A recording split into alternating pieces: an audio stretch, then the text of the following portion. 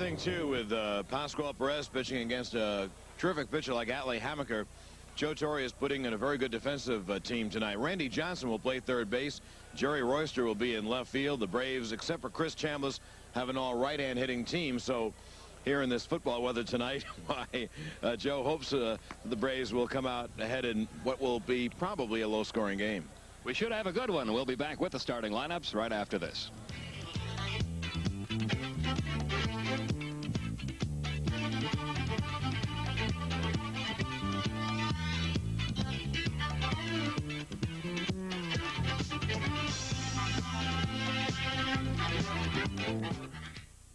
You're heading where it's fresh and green to see a world you've never seen.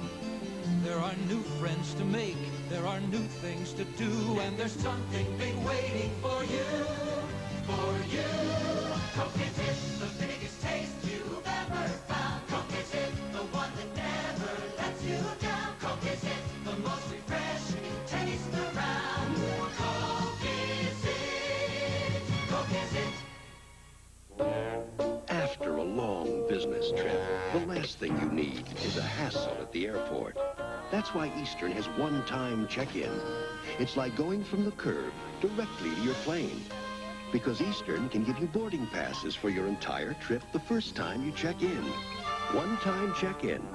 Eastern's way of wishing you many happy returns. We're Eastern, America's favorite plane to fly. National anthem just sung by Laura Brooks Rice from Atlanta, now singing with the San Francisco Opera Company. And Miss Rice has some great voice. Really excited the fans here at Candlestick Park. Well, let's check the lineups for tonight's game. First of all, for the Braves, a very different lineup put forth by manager Joe Torre. Rafael Ramirez leads off at shortstop. Then Jerry Royster bats second in left field. Chris Chambliss is the first baseman hitting third. Dale Murphy in center field batting fourth. Terry Harper bats fifth in right field tonight. And then making his first start of the year, Randy Johnson at third base batting sixth. Glenn Hubbard is the second baseman hitting seventh. Bruce Benedict will be behind the plate hitting eighth, and pitching will be the Braves top starter Pascual Perez. He's 8-1 and has a glittering ERA of 2.80. He's won his last three, all very low scoring games. For the Giants, they'll line up this way. Johnny LeMaster leads off at shortstop. Then Tom O'Malley bats second at third base. Probably the hottest hitter in the National League, Darrell Evans, will hit third at first base. Then Jack Clark in right field, batting fourth. Max Venable hitting fifth in center field. Jeff Leonard returns to the lineup after sitting out the series in Atlanta with a groin pull. Leonard will be in left field, and he'll hit sixth. Milt May behind the plate batting seventh. Brad Wellman, the second baseman, batting eighth.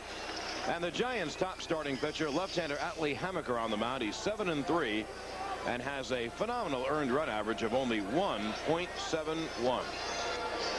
Umpiring behind the home plate tonight will be Lonnie Harris. The first base umpire will be Big Lee Wire. Second base, Dutch Renner. And over at third, Ed Montague. And this telecast, authorized under broadcasting rights granted by the Atlanta Braves and intended solely for the entertainment of our audience. Any publication, rebroadcast, retransmission, or other use of the pictures, descriptions, or accounts of this game in whole or in part without the express written consent of the Atlanta Braves and the Turner Broadcasting System is prohibited. And the announcers for the event are employed by the Turner Broadcasting System. The Braves lost 2 of 3 in Los Angeles, and they had a scratch to get 2 runs in the 9th inning of Game 2 in order to win that one game. The Braves are looking for a little more run production, and the Braves have made a couple of changes. You might know of them, but if you don't, Mike Jorgensen has joined the team. Ken Smith was sent back to Richmond. Jorgensen joins the team from the New York Mets. He's a left-hand hitting first baseman, outfielder, and he'll be on Joe Torre's bench tonight. Rick Behena was sent down last night to Richmond to pitch regularly, and called up in his place was Ken Daly, who had a record of 9-3 down at Richmond. And Daly is expected to start tomorrow, and Pete Van Wieren will talk more about that as our broadcast continues.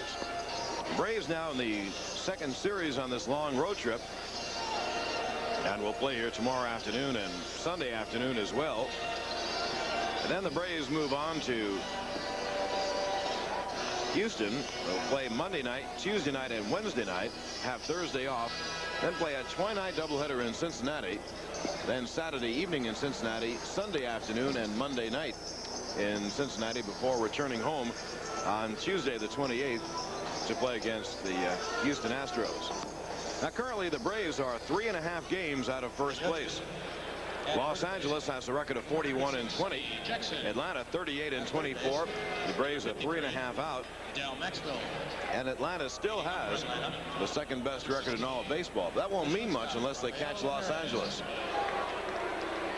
Hammaker on the mound for the Giants, and leading off for the Braves will be Rafael Ramirez on a cold, blustery night here at Candlestick. And now for the play-by-play, once again, here's Pete Van Wieren. Okay, thank you, John. Rafi batting .287, 1 homer, 13 RBIs. He takes a breaking ball for a strike in the inside corner, 0-1. Hammaker making his 13th start. He has 4 complete games, a 7-3 record, a 1.71 earned run average. That's the best ERA among regular pitchers in the National League.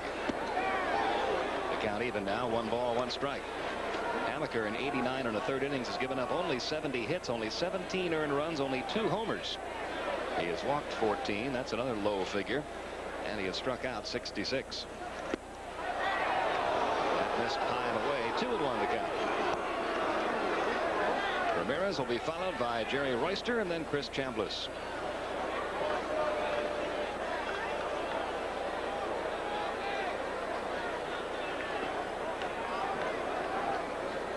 Here's the 2-1 delivery, looped into shallow right center field. Back goes the second baseman, Brad Wellman, makes a somersault catch in shallow right center to take a base hit away from Rafael Ramirez. That young man covers some ground. Well, he was very impressive in the series in Atlanta. Ramirez had a hit taken away, and a nice play by Brad Wellman. He covers a lot of ground. The Braves had problems in Los Angeles. Also, they weren't very lucky. Last night, Ramirez missed by just a couple of inches of a 2-run home run in the top of the second, and then Glenn Hubbard was just off second base. Braves failed to complete a double play, and LA went on to score 2 runs. So Braves hoping they can get a little lucky as well as being maybe a little better. Jerry Royster playing left field tonight, batting .239, no homers, 4 RBIs, and he takes high and away, ball 1.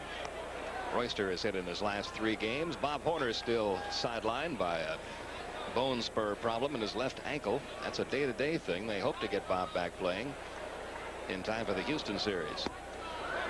2-0 the count now on Jerry Royster.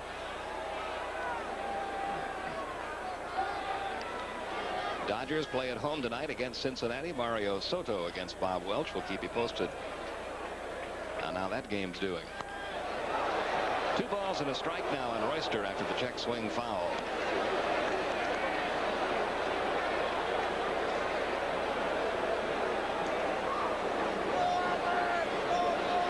.335 down the lines here at Candlestick. 400 feet to straightaway center. .365 to the power alleys. The ball carries well to left and to left center. Does not carry so well to right field or right center, unless the wind blows out that way, and it's not at the moment. Fly ball right field. That ball carrying pretty well, but Jack Clark's going to get to it just shy of the warning track for out number 2. Royster hit it hard, but Clark got to it. 2 outs in the top of the first. Chris Chambliss will step in. Number 10, the first baseman, Chris Chambliss.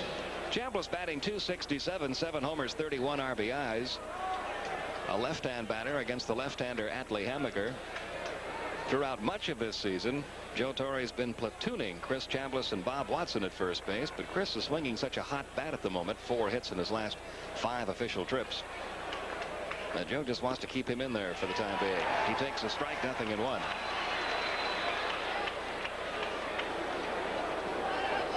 Just underway in the top half of inning 1. Nobody on, 2 men out, and a 1-strike pitch to Chambliss, laced to left field. Getting a little bit of a late jump on the ball was Jeff Leonard. He battled that one but made the catch, and the inning's over. Braves go down 1-2-3 in the top half of the first. Atlanta 0, San Francisco coming up.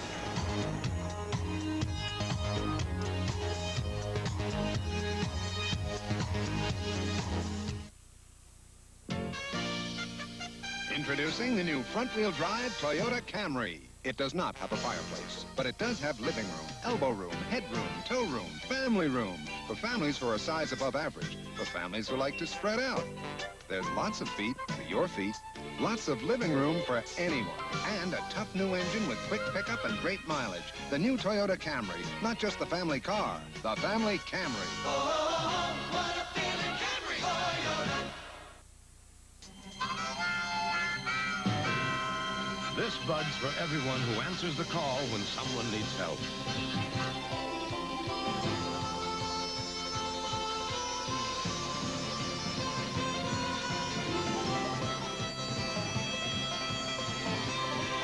Yeah, just for you, that distinctively clean, crisp taste that says Budweiser. For all you do. This Bud's for you. Cary Grant is a sitting duck for the charms of Leslie Caron. Father Goose, Sunday morning on Superstation WTBS. Bottom half of the first inning, Pascual Perez making his 13th start of the year for Atlanta. He's 8-1 with a 2.80 ERA. He's allowed 25 earned runs and 70 hits in 80 in the third innings, 18 walks, 50 strikeouts. Having a very similar year to the year Atlee Hammaker is having. Got a good innings pitched and hits ratio, has not walked many. He's pitched 2 complete games. He has 1 win against the Giants this year, 2-2 against them lifetime. Shortstop Johnny LeMaster leads it off for the Giants. He's having a good year. 284, 3 homers, 18 RBIs. Carries a 5-game hitting streak into tonight's game.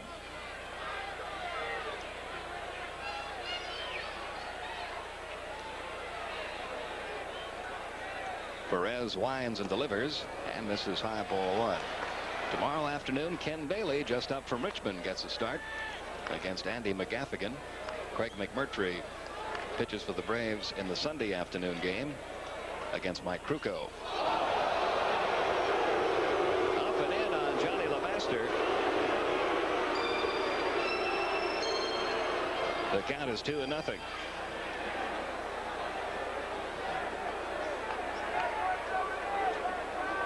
Perez threw a fastball, and it was up and in, but it wasn't head high. It was a brushback without question. He knocked him off the plate.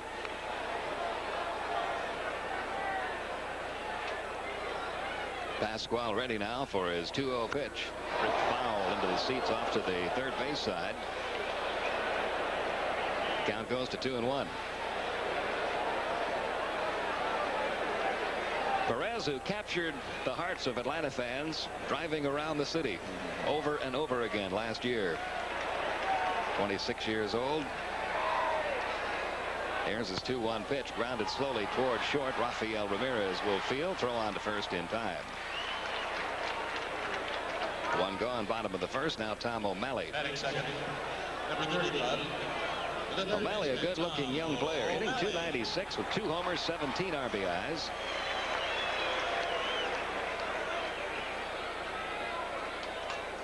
He is only 22 years old. He's hit safely in 5 straight games.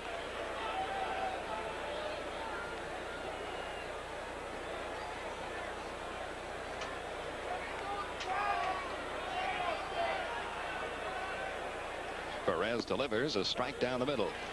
This is game number 5 in the season series between Atlanta and San Francisco. Back in Atlanta last weekend, the 4-game series was split.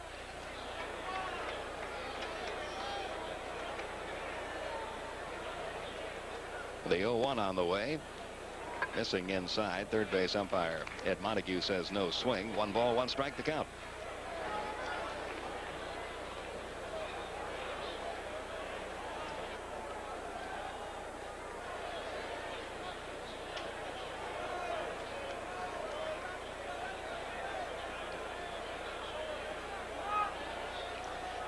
Here comes the 1-1 offering. Off the end of the bat foul, 1-2. It's really not too bad yet in Candlestick Park tonight. A little bit on the cool side, but the wind not blowing that much at the moment.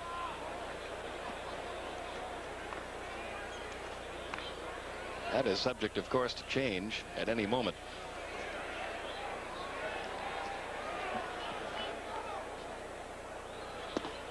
Got him with a fastball in the outside corner. Tom O'Malley becomes the first strikeout victim of Perez. Out number 2 in the bottom half of the first.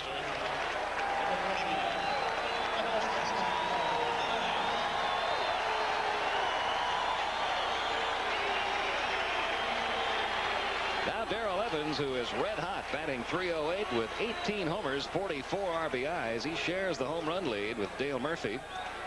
And he has hit 5 home runs in his last 5 games, including 3 in one game a couple of days ago.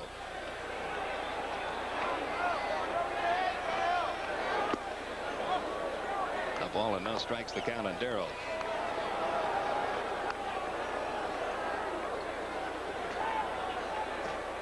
No score, bottom of the first. Base is empty, 2 men out. And the 1-0 pitch is hit high in the air to shallow center field. Murphy and Ramirez both going after it. And Rafael Ramirez, the shortstop, makes a fine running catch in shallow center to end the inning. So as the Braves did in the top half of the inning, the Giants go 1-2-3 in the bottom half. We've played 1 in San Francisco, no score.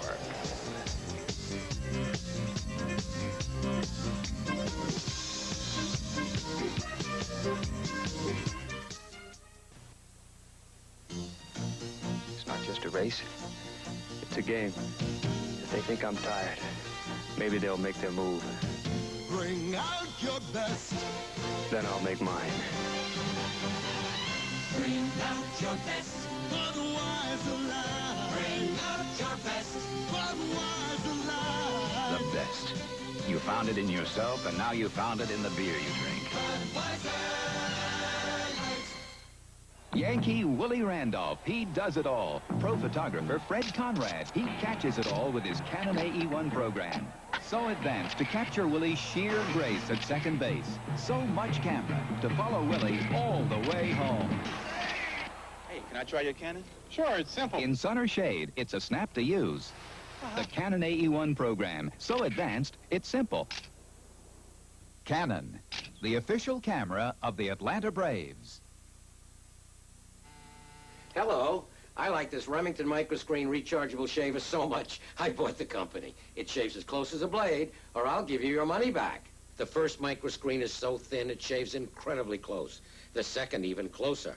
And Remington's American-made. It costs less. Norelco's imported. It costs much more. The Remington microscreen rechargeable shaver shaves as close as a blade, or your money back. And the Lady Remington rechargeable, the perfect gift. Shaves without a cord. Top half of inning 2, it'll be Dale Murphy, Terry Harper, and Randy Johnson due up against Atlee Hammaker. Hammaker, one of many players on the San Francisco team that came over from the Kansas City Royals organization. That was in the Vita Blue trade back in March of last year.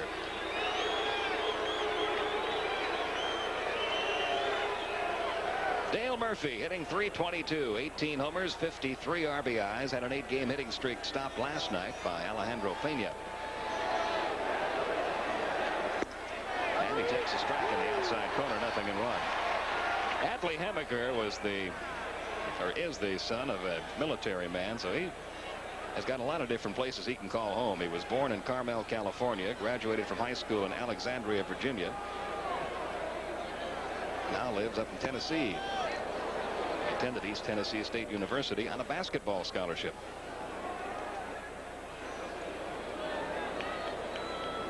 One and one the count.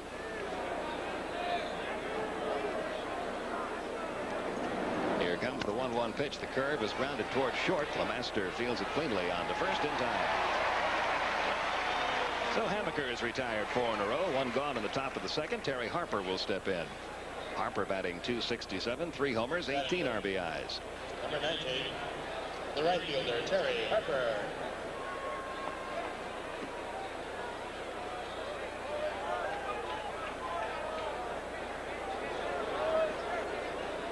This is such a contrast to come to San Francisco after you spend 3 days in Los Angeles with the balmy 85-degree weather, shirt sleeve crowds.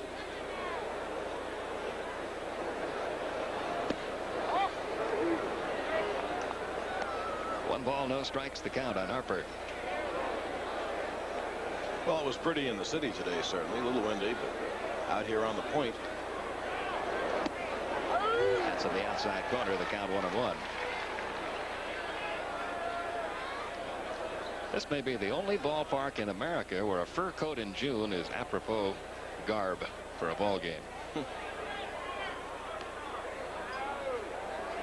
Here's the 1-1. Line into right field. That's going to drop in for a base hit. So Terry Harper becomes the first base runner of the night with a 1-out single.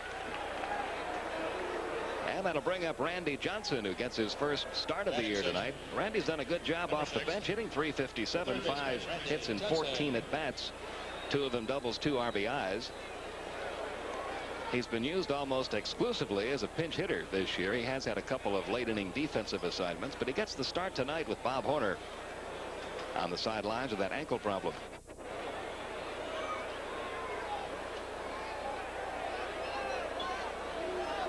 Randy drove in Atlanta's only run last night with a single. Takes a strike in the outside corner, 0-1. Well, you know, Randy wants to produce. Everybody wants to start, and he's really pretty excited tonight about getting his first chance to start after so many games. Harper, the runner at first, 1 man out. And the 1-strike pitch on the way. He's bunting down the third base side. Good bunt. Hammaker bobbles the ball. Everybody's going to be safe. We'll wait for the official score to rule on that. I don't know whether Hammaker would have had a play or not if he fielded that ball cleanly. He might have had a play, Pete, but he would have had to make a great pickup and throw. And if I was scoring it, I would call it a base hit. Hammaker booted it there, but that would have been a terrific play. Well, I'm not scoring the game, and they gave Hammaker an error. So Randy Johnson reaching on the error by the pitcher. Runners now first and second with 1 out for Glenn Hubbard. Up at .271, 3 homers, 23 RBIs. He's been in a bit of a slump. Only 3 hits in his last 26 at bats. His average has fallen from over the 300 mark to its current .271.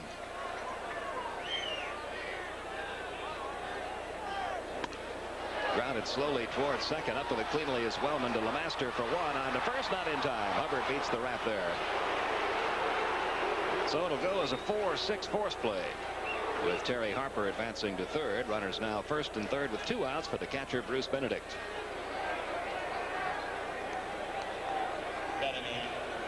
Benedict batting .297, 1 home run, 16 RBIs. This is a ballpark that Bruce Benedict has fared very well in his career.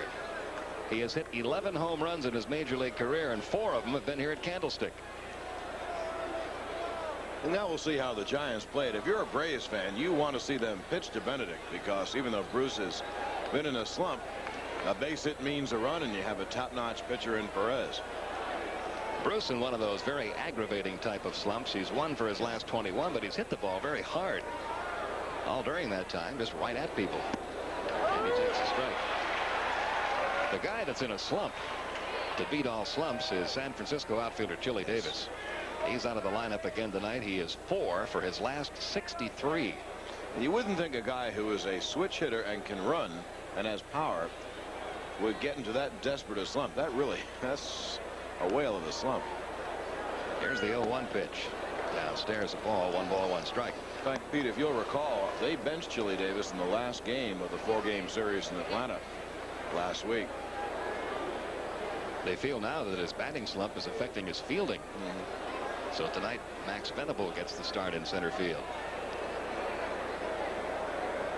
Here's the 1-1 to Benedict. Pop foul, right side. It'll drop out of play. The count goes to 1-2.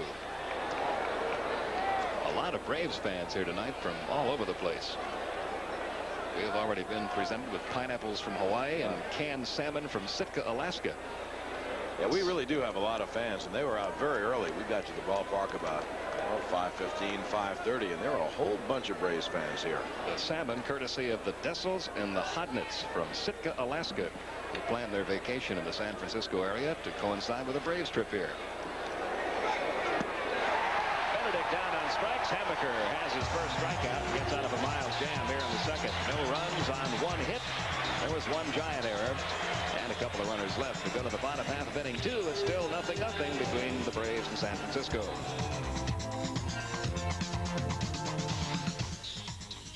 Racing engines run hot. STP oil treatment fights the effects of heat in racing cars.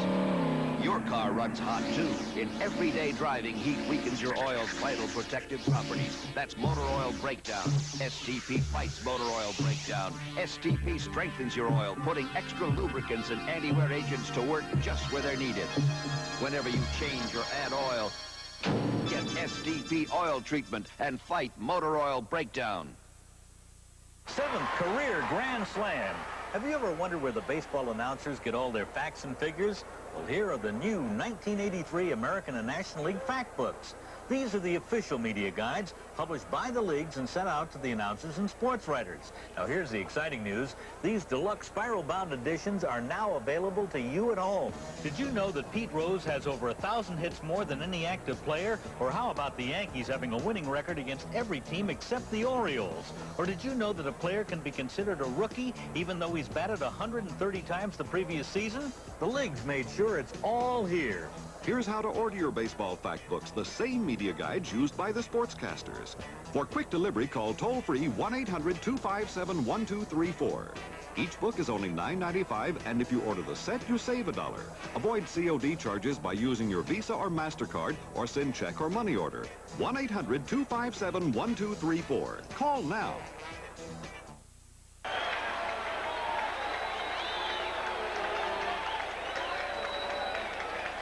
There are some of those Braves fans we were telling you about. Bottom half of the second inning. Jack Clark, Max Venable, Jeff Leonard due up against Pascual Perez. Clark hitting .251, 10 homers, 30 runs driven in. He's hit safely in 4 straight games. And the first pitch low and outside, ball 1. 0-0 game. Bottom half of inning 2. The 1-0 on the way is popped up high in the air left side. Third baseman Randy Johnson in foul territory. The wind bringing it back a little bit, but it's still a foul ball and caught by Johnson for the out. 1 gone in the second. Max Venable will step in. Pete, you saw what happened on that play. Bob Watson told me tonight he'd been talking with some of the Giants. He said in one of their last night games here, there was a foul pop like that, and the ball was blown all the way to second base and had to be caught then. He said you're going to see some crazy things maybe tonight if the wind picks up. Wind at the moment, though, is still, it's blowing, but not very hard. It's kind of a crosswind now from right field across to left. Venable at .202, 4 home runs, 16 RBIs. He's playing in place of the slump-ridden Chili Davis. They have built a new batting cage here at Candlestick Park right outside the visitors' dressing room, and as the Braves arrived today, Chili Davis was heading for that batting cage with Giants hitting instructor Hank Sauer. Fly ball center field. Murphy should handle this one, and does for out number 2. So Perez is now retired 5 in a row, and Jeff Leonard will step in. Leonard just getting back into the lineup tonight. He's missed a couple of weeks with a groin pull, hitting .249 with 4 homers, 20 RBIs.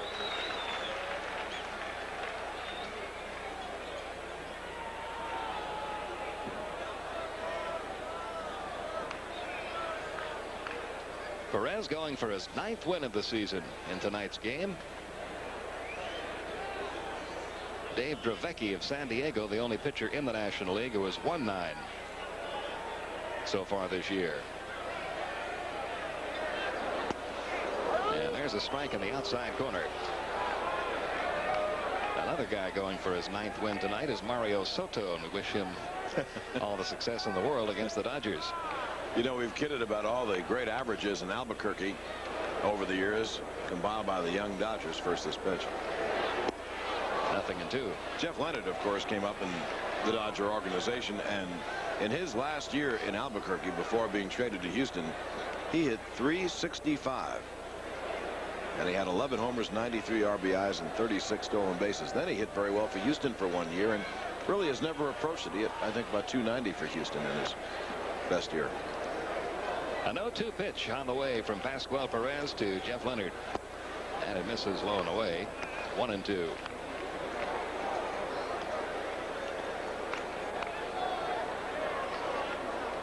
Of course, the Giants play 81 games a year in this park, so they're used to the conditions. It's tough on the visiting teams coming in here, especially when you come from warm weather like we had in Los Angeles. The 1-2 pitch got him with a beautiful changeup. Pascual Perez records his second strikeout and records his second straight 1-2-3 inning. We've completed 2 at Candlestick. It's still the Braves nothing and the Giants nothing.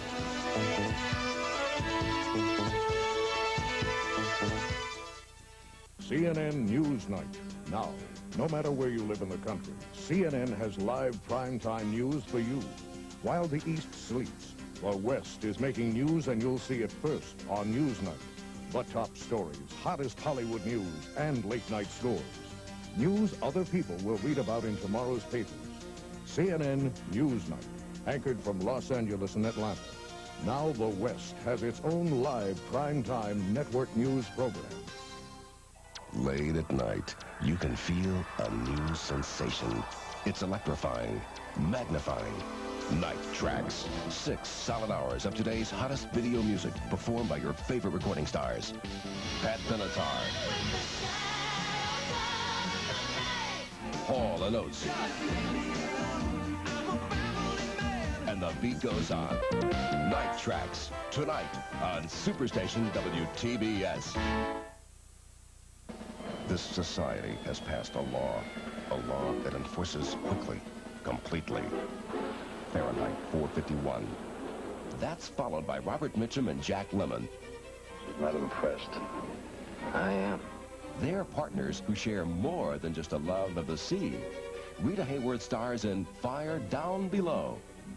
Great movies Saturday on Superstation WTBS, cable's most popular network.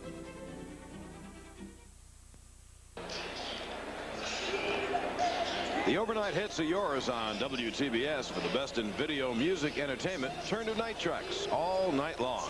It's coming tonight immediately after the game. Night Tracks on Superstation WTBS. And we go to the top half of the third. Pascual Perez, Rafael Ramirez, Jerry Royster due up against Atlee Hammaker in a scoreless ball game. Perez on the year, 129, no homers, 2 RBIs. He is perhaps the only player in the National League, whether there are runners on base or not, you can say, let's see if he's bunting. And Tom O'Malley is playing about 10 feet in front of third base. He was squaring for a moment there, then took the pitch for a strike at the outside corner, 0-1. You know, Frank really likes to bunt. He's a good bunter, and he runs very well. Yes, he does. Frank Robinson pitched to Benedict with first and third 2 out. They got him. Now they have the pitcher lead off the inning. That's the other side. That curveball missed, and the count even, 1-1. Hammaker with a good fastball, a good curveball.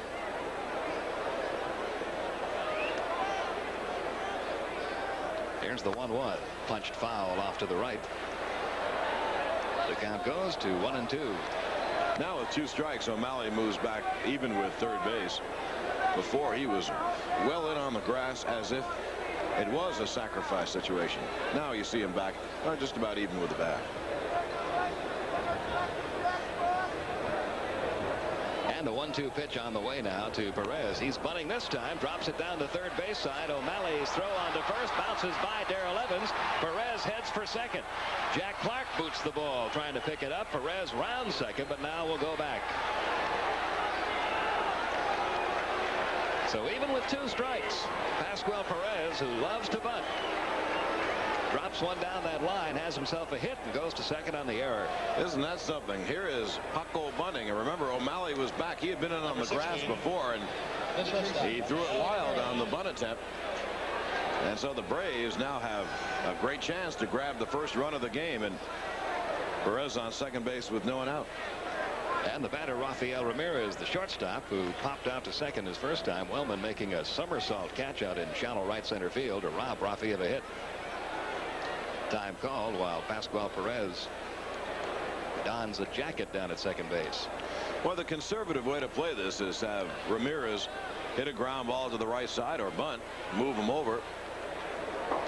He wears his .285 jacket even on base. Of course, you know what happens. He won't stop at home. He'll continue running back up to first base again. Undoubtedly, there are some fans in the ballpark here who do not know the Perez story about I-285, and they've got to wonder what in the world that means. Yeah, I think you ought to explain that, because there are also people watching all over the country who don't know what I-285 is. But pitch to Rafi is popped up again into shallow right field. Jack Clark waiting for this one. He'll make the catch. Perez holds at second. I-285 is the perimeter where Pascual got lost last year. There you see those flagpoles in center field, the wind blowing from right field across toward left, picking up a little bit now. We're in the top half of the third. Perez at second, one out, and Jerry Royster the batter. Ramirez did try to go to the right side and move him over, but unfortunately he popped it up. Unfortunately if you're a Braves fan, very fortunately if you're a Giants fan. Royster flied to deep right his first time.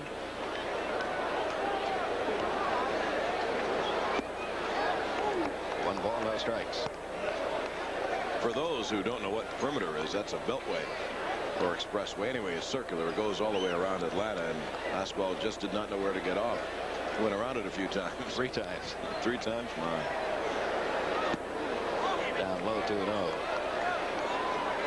Well, I'll tell you this is my second year in Atlanta. I've made a few wrong turns myself. The Atlanta roads are under construction all the time, and there are a lot of cars on them. It's easy to do. Yes. 2-0 to count on Royster. Bouncing ball up the middle. Second baseman Wellman, nice play to his right, throws on to first in time. Perez advances to third.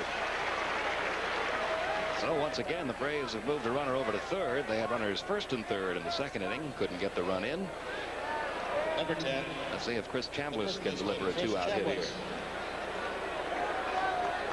Chambliss flied to left his first time.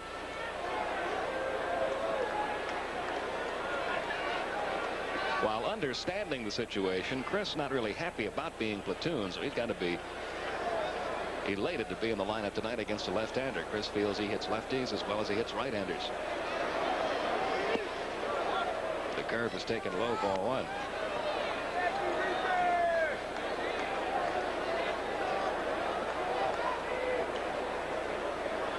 Perez off third. And the 1-0. Didn't get the curveball. Got a good idea there just how much that Atlee Hammaker curveball breaks. 1-1 the count.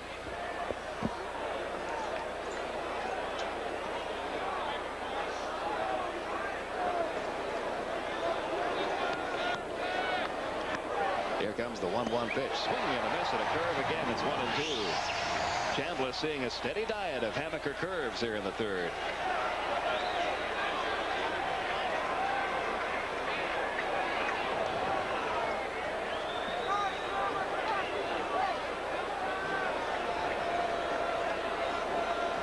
From the windup, the 1-2 pitch on the way. Another curve. This miss low and outside. 2-2.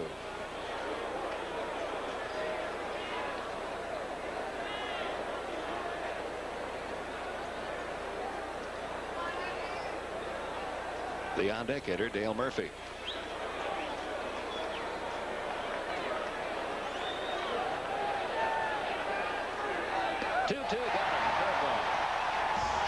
Hammaker threw Chambliss nothing but curveballs, records his second strikeout, and once again ends the inning with a runner stranded at third. No runs, 1 hit, 1 error, 1 left. We've gone 2.5, and we're still scoreless. Braves nothing, Giants nothing.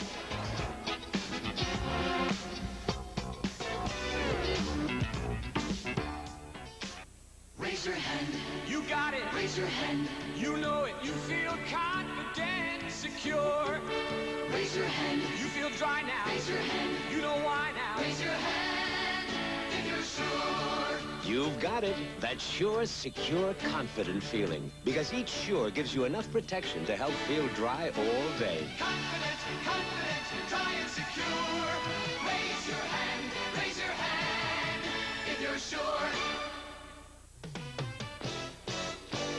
This Bud's for everyone who takes on the heavy loads. This Bud's for you. For all you do. The king of beers is coming through. Yeah, just for you, that distinctively clean, crisp taste that says Budweiser. For all you do. This Bud's for you. Saturday, blast off with the Challenger. Join CNN as the space shuttle rockets to the stars. Follow the progress of the first American woman in space and the long arm of technology. You can see CNN live shots of the Challenger from liftoff to touchdown on the news channel, CNN. Bottom half of the third, we'll see the bottom third of the order due up for the Giants. Milt May, Brad Wellman, and Atlee Hammaker. Perez a little late arriving to the mound. He was on base when the inning ended, so he still has a couple of warm-up tosses to go. In fact, he has a couple more than he should have to go. He got all the way out to the mound and realized he had not taken off his batting glove yet. Tough to pitch that way. Batting center. Milt May will step in, batting .263. 2 home runs, 13 RBIs. He has the reputation of being a first ball, fastball hitter. So let's see how the Braves pitch him here.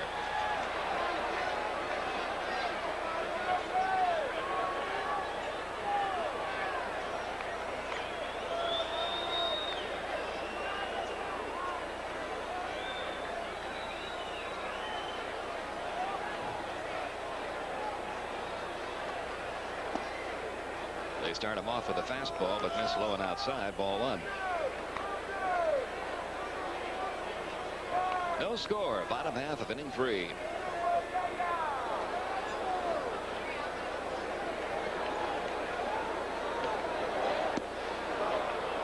That evens the count on May. 1-1.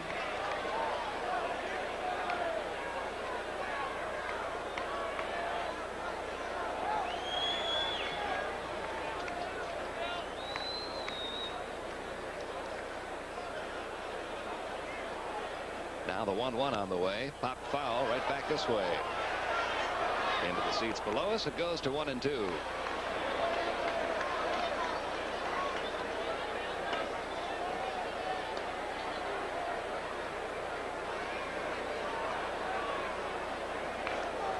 Perez acquired, of course, from Pittsburgh last year for Larry McWilliams. And he's a good one.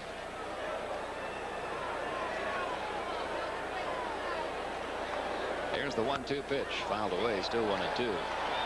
Perez, one of those rare pitchers. Most pitchers that you see go out on the mound are very businesslike about the way they perform their job, but Pasquale displays a lot of personality out on the mound.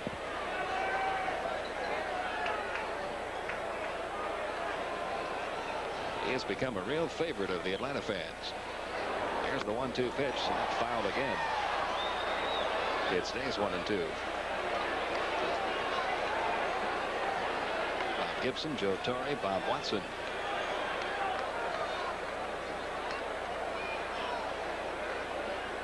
In the jackets alongside the Braves dugout.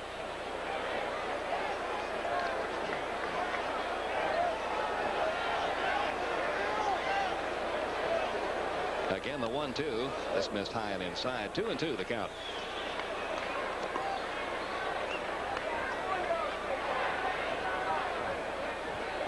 Joe Torre's counterpart with San Francisco is Frank Robinson. His team has not been playing that well lately. They're now right at 500, 31-31. They're 10.5 games behind the Dodgers.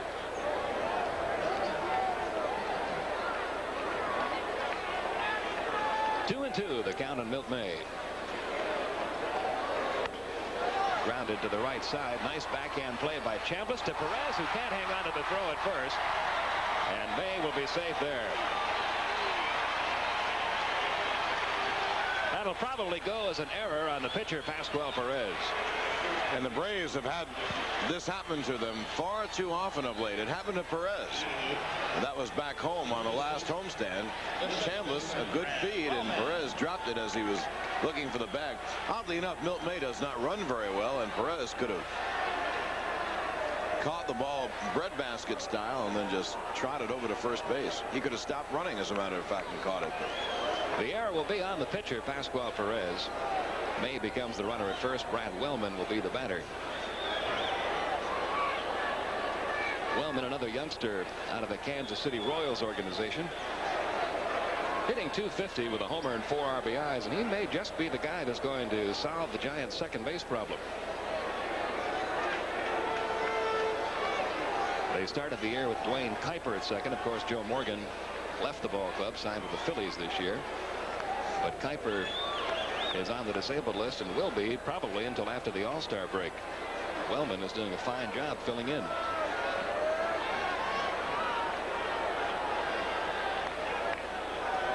They're in the third inning in Los Angeles. No score between Cincinnati and the Dodgers. That's a foul ball with a runner going. May will return to first. The count 0-1.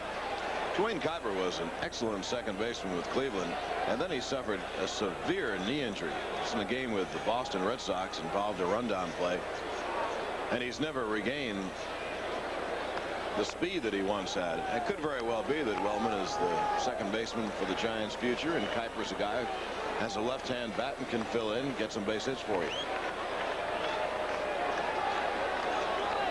0-1 to count on Brad Wellman. Takes it low, 1-1. A couple of finals in the National League. Pittsburgh beat the Phillies today 2-1. St. Louis beat the Cubs 7-2. Houston leads San Diego 2-0 after 4. Cincinnati at Los Angeles. They're in the third, tied 0-0. And in the 6th inning in Montreal, the Expos lead the New York Mets 5-1.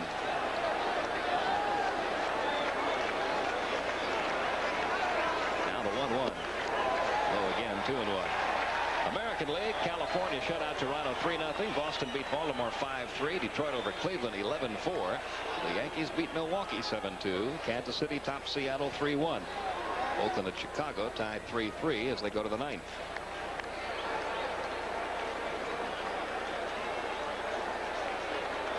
Two balls and a strike the count on Brad Wellman. Nobody out. May, the runner at first, being held by Chambliss. A throw over, May back safely. May has yet to steal a base this year. He has typical catcher's speed.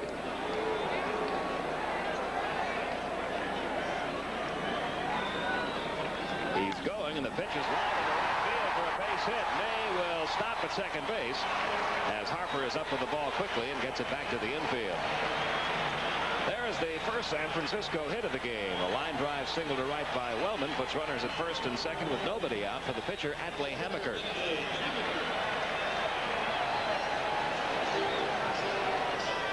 Hammaker, in all probability, will be bunting here. He's a 118 hitter. No homers, 1 RBI. And Pete, in a similar situation in Atlanta, Hammaker tried to bunt and bunted into double play. The next time he tried to bunt, he struck out. Both times he was bunting with a man on base. We'll see if he gets the bunt down here. That would be the surprise of the year if he doesn't bunt first and second and no one out in a scoreless game. Bottom of the third. Randy Johnson creeping in from third base. Hammaker is squaring and backs away from an inside fastball.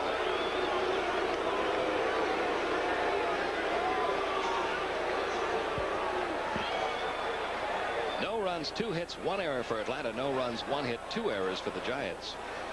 All these meetings that you see take place on the mound now are to let Pascual Perez know exactly what the coverage is going to be. A lot of different ways you can play this. You can either have the third baseman stay back and cover the bag at third.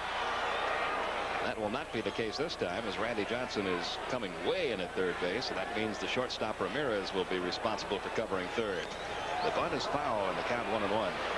Now that time they had Randy Johnson from third base running home to cover the bunt. Chambliss had to stay back at first because Glenn Hubbard is trying to hold the runner on at second base. Ramirez, the shortstop, is going over to third. And if you wonder, well, is there a drawback? Looks like a great way to get a force play at third. Well, there is one drawback. If the batter swings away and hits a ground ball anywhere up the middle, you have a base hit. There is no shortstop and there is no second baseman. 1-1 the count. Looks like the Braves are going to cover again with Johnson charging and Ramirez covering third.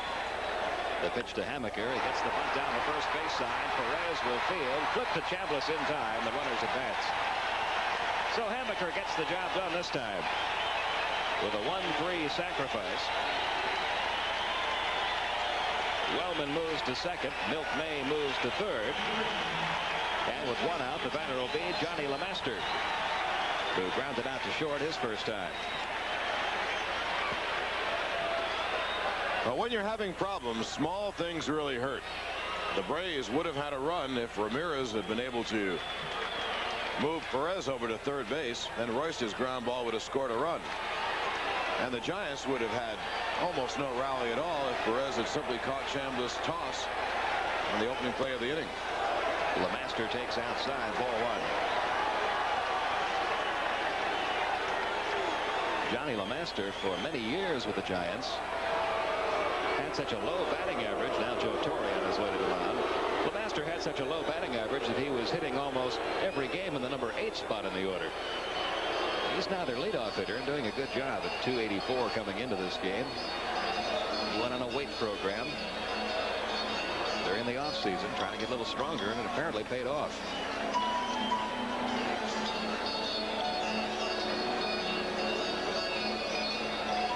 The meeting over. Torre back to the Atlanta dugout.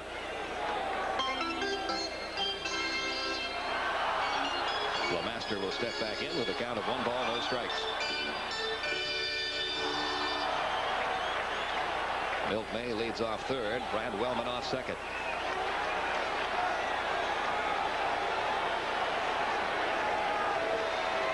And the 1-0 pitch is fouled away. 1-1. Johnny LeMaster still wearing that ankle guard. He was wearing that in Atlanta. Obviously, he's been fouling some off that foot. Bruce Benedict's been wearing a similar piece of equipment for Atlanta.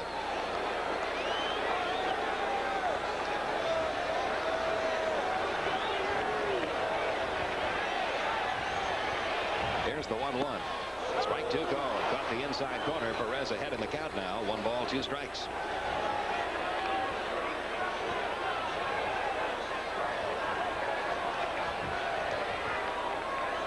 We've got the All-Star game coming up on the 6th of July, and Perez and Hammaker, the 2 starting pitchers in tonight's game, may very well be a part of that All-Star pitching staff. Perez with the best won-loss percentage in the league. Hammaker with the best earned run average in the league among the starters. They've got the credentials.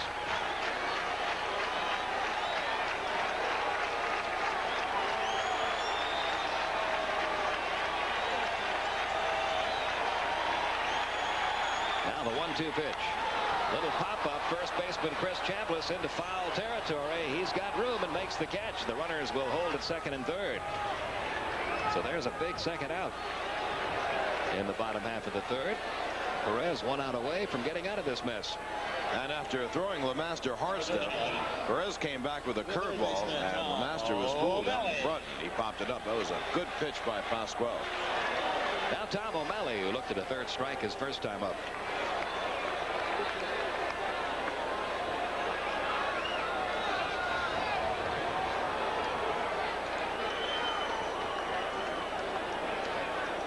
Wellman the runner at second. May the runner at third with 2 outs now.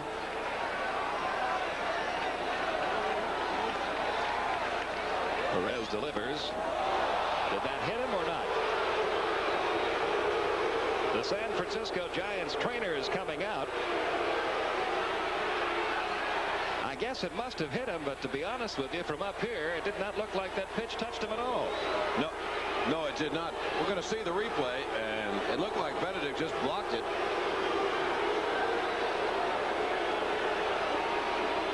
Oh, it did hit him. It hit him on the foot, right on the bone, on the side of the foot. So Tom O'Malley having that left foot examined.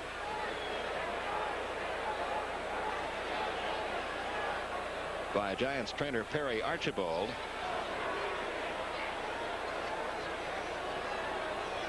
And we'll see if he'll be able to stay in the game or not. He's getting back to his feet now, testing the left foot.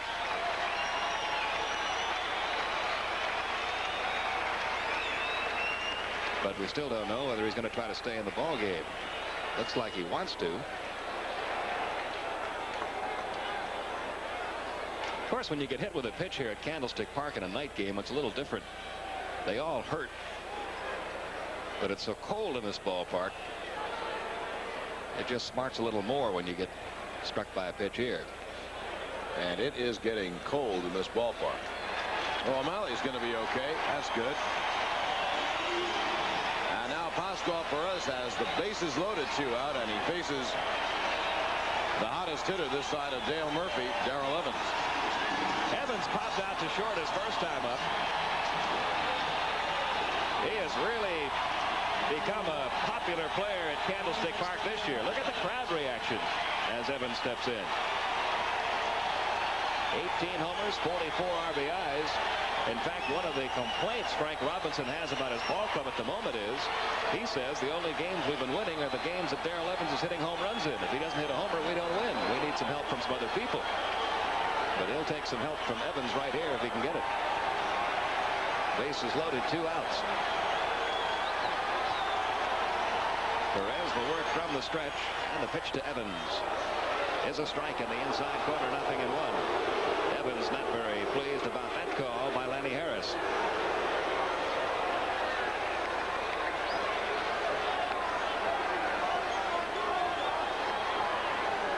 It was a breaking ball.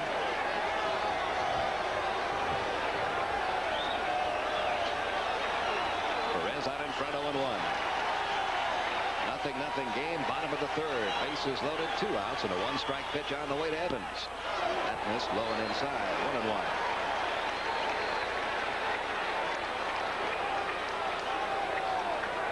1-1. O'Malley at first, Wellman at second, May at third.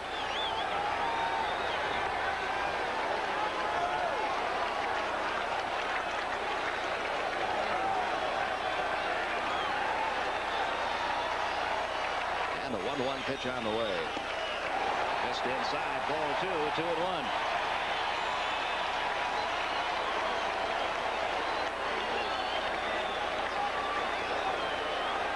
Well, here comes a great hitter's pitch. 2 balls, 1 strike, and the base is loaded. And you know that Pascual needs to get this pitch over the plate. The count is 2-1. Perez taking a little time here before looking into Bruce Benedict for a sign.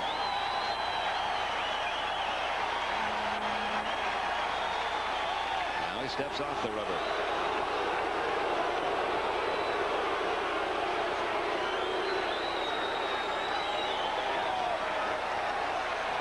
The 2-1 on the way. Strike 2 call on the inside corner. Evans didn't like that call.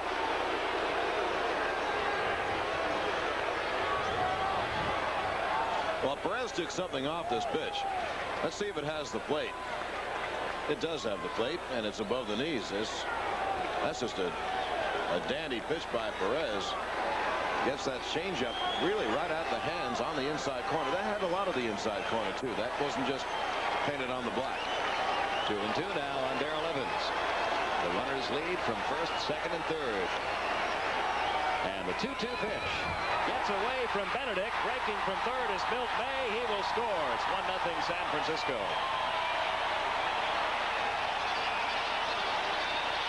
That'll go as a wild pitch charged to Pascual Perez. And the count now full on Evans, 3-2. It was a 2-2 pitch. And it was in the dirt, and it happened to hit the dirt and stay down and get through Benedict. That ball didn't hop up. If it hadn't, Bruce would have knocked it down. So the Giants are on the board with an unearned run. Now the payoff pitch to Evans. He struck him out with a fastball. Evans down on strikes. And a good job of pitching by Pascual Perez, even though that wild pitch allowed the run to score. 1 run for the Giants on 1 hit. There was 1 costly Atlanta error. A couple of runners left. We've completed 3 with our score. Giants 1, Braves 0.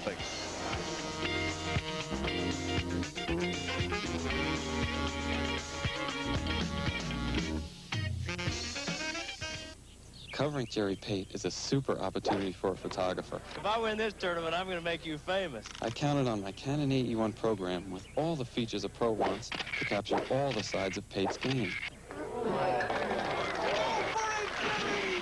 Now it's your turn. I told you I was going to make you famous. The AE1 program makes the toughest shot simple.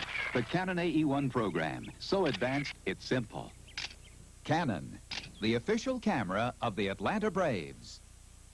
Hi, I'm Jimmy Gurney. That's my father Dan out there. He thinks the best way you can have fun is take a Toyota Celica, paint it funny, and drive it around the track as fast as you can. Boy, it's fun driving around the track as fast as you can. But not me. I think the best way you can have fun in a Celica is to leave it just the way it is, then drive it around town as slow as you can. Hi, Jimmy! Wow. Oh, what a feeling, Toyota. The biggest game is on today. The whole town's got a part to play, but the hard work you do makes a kid's dream come true. And there's something big waiting for you, for you. Coke is it, the biggest taste you've ever found. Coke is it, the one that never lets you down. Coke is it, the most refreshing taste around. Coke is it, Coke is it. We have played 3 innings here at Candlestick Park. For the Giants, 1 run, 1 hit, 2 errors. For the Braves, no runs, 2 hits, and 1 error. Top half of the 4th inning, we'll see Dale Murphy, Terry Harper, and Randy Johnson due up for Atlanta against Atlee Hammaker. And to tell you all about it, here's John Sterling. Okay, Pete, 1-0 Giants. Perez really pitched very well out of the jam without the wild pitch on the 2-2 count. Could have been out without a run.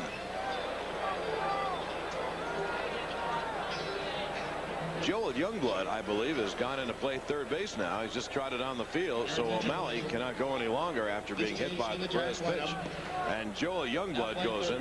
There you see him. The ex-Met and Expo. He goes in to play third base now.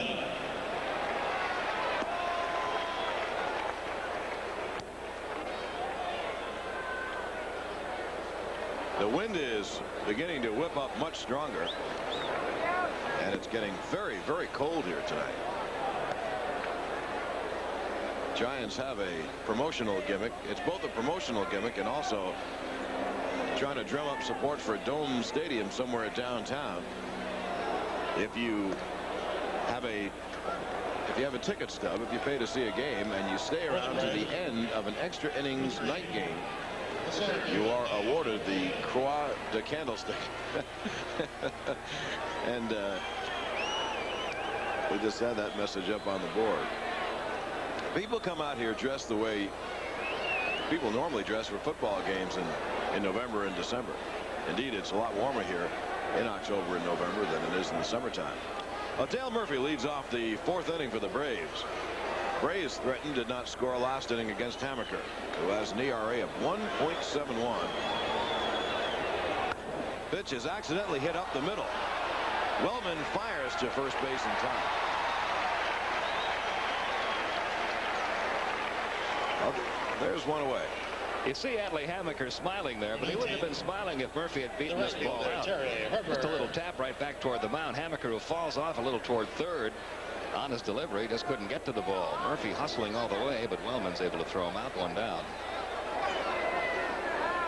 One of the great statistics on Hammaker, he's walked only 14 men in. Well, now it's over 90 innings. Harper, a jolt to right center field. It's going to go all the way to the wall. Harper will get at least a double. Now it's fumbled, and Harper will get a triple. It is fumbled in center field by Venable, and Harper's at third, the tying run with 1 out.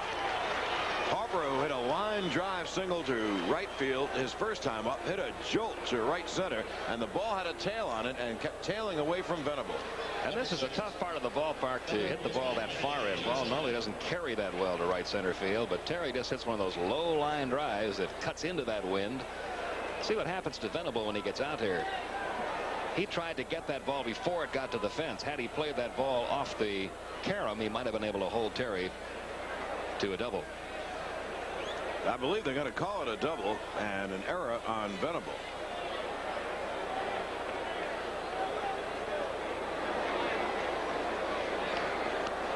Man on third, tying run here. The curveball is over to Randy Johnson, strike 1.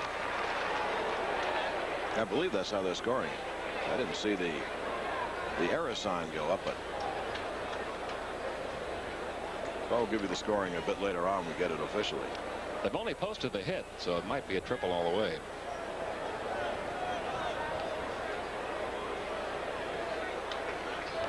Giants have pulled the infield in to cut off this run, and Randy takes down low, 1-1. Well, let's give Harper a triple to center field. He's at third with 1 out. Randy Johnson, looking down to Dal Maxwell, is flashing all the signs. Boy, here's where if your player doesn't get to play much, you can really make some points with your manager if you can get this runner home.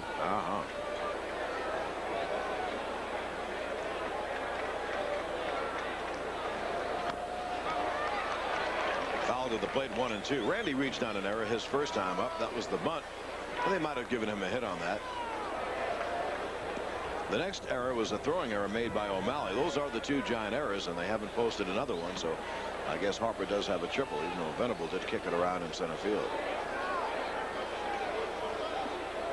1-0 San Francisco, top of the fourth. 1 out, the tying run at third. Curveball bounced over the mound. Harper has to play it safe, and LaMassa throws out Randy Johnson. Small things are really hurting the Braves. Last night, Glenn Hubbard just came off second base a fraction too soon. Resulted in 2 runs. Tonight, Pasquale dropped Chandler's throw. Resulted in a run. Also, the wild pitch with a 2-2 count. The Braves unable to move Perez over to third. He didn't score on a ground ball. Now with 1 out, the Braves failed to get Harper in from third. We'll see if Hubbard will get the 2-out hit to tie the game. Strike is called.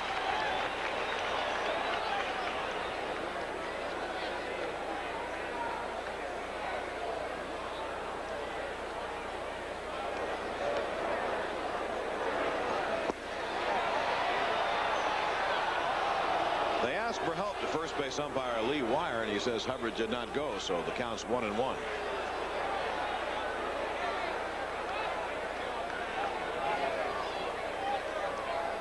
Well, there's our little hello on the board. Thank you, Candlestick, Giants. 1-1 is hit wide. Great stop. But there won't be a play at all, and it's an RBI single for Glenn Hubbard. There's a great stop by Darrell Evans, and Hammaker violated the cardinal rule of pitches. When it's hit to the right side, break for first base, and Pete Evans made a great play, and he had no one to throw to. And let's see if we can see Evans' reaction here when he looks up from making this great play and sees no Atlee Hammaker. He gets up on his feet ready to make a throw. Hammaker's not there. Where were you, Atlee? Atlee knows it was his fault. It's a 1-1 ball game, so that may be the break that turns the tide for Atlanta. The New York Yankees once lost a World Series on account of that. A right-hand pitcher named Jim Coates did not cover first base quickly on a ball hit to the right side. And a couple of batters later, a gentleman named Hal Smith had a home run for the Pirates. Before my time, but Skip told me about it. Yeah. Pitch by pitch. Benedict hits a fly ball to right field. Clark coming in. And he makes the catch. Glenn Hubbard had the RBI single, and the Braves get a run on 2 hits. At the end of 3.5, the Braves won and the Giants won.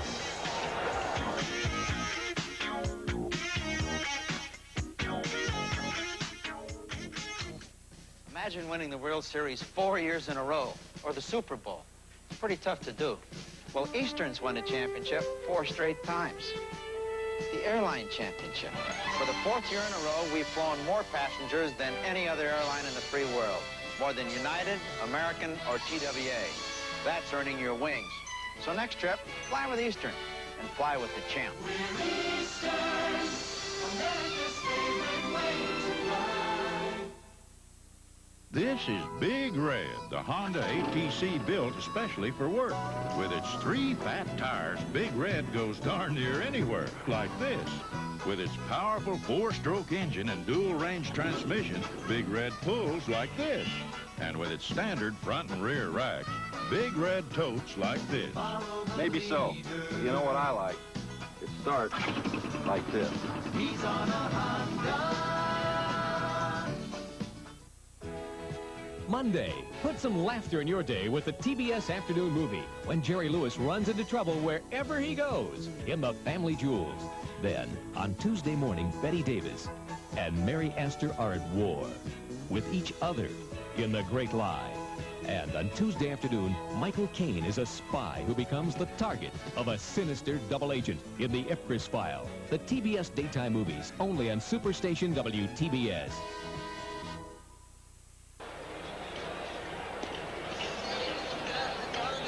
You see the gentleman. Oh. Now he's covered up. Anyway, Ken Daly, there he is. There's Ken Daly. He has the chart, and he'll be pitching tomorrow. The young left-hander just called up from Richmond, and he'll face Andy McGaffigan tomorrow. Sitting next to Craig McMurtry and Terry Forster. Pete, you talked to Joe Torre. What did their Brave scouts say about Daly? How was he pitching, and how well has he been pitching lately? Lately is the key with Ken Daly. First the pitch to Jack Clark. Clark leads off and takes down low ball one. Braves have evened it 1-1 on the triple by Harper and base hit by Glenn Hubbard. Daly, of course, didn't get the pitch much in spring training. He had a little arm trouble then. Clark hits a long drive to left field. Back to the wall goes Royster. It's gone. Home run, Jack Clark.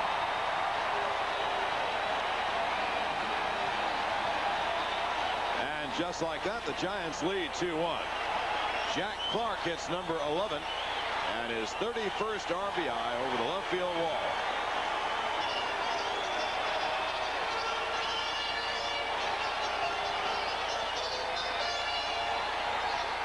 And he is starting to get hot with that bat. That gives him a 5-game hitting streak. His average when the Giants were in Atlanta last week was in the 230s. It's now up over 250. So Clark is beginning to swing a good bat for the Giants. Not a bad pitch. Down around the knees. Clark went down to get it.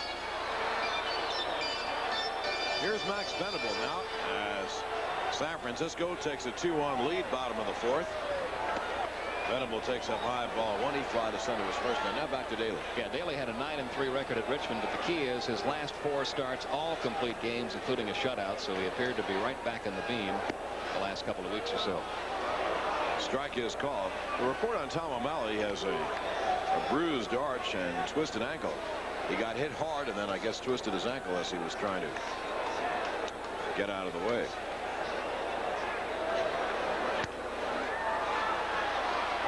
Glenn Hubbard to Chambliss. There's one away. Well, the Braves would love to have a left-hand starter like Daly become a regular part of the rotation, then be able to start and bring Pete Falcone in relief. That gives great balance to the pitching staff. I think also Rick Mahena going down to Richmond is good for Rick Mahena. Yeah, that's really not a demotion for Rick, although paper-wise it is. You're going from the major leagues to AAA, but all they want Rick Mahena to do is to pitch in the rotation regularly, and he'll do that at Richmond, but he'll be back. He has a lot of ability. Pitch is fouled off by Jeff Leonard. Mahena throws well, has a good change, and has kind of a bulldog attitude. He really could be a fine young starting pitcher for the Braves soon.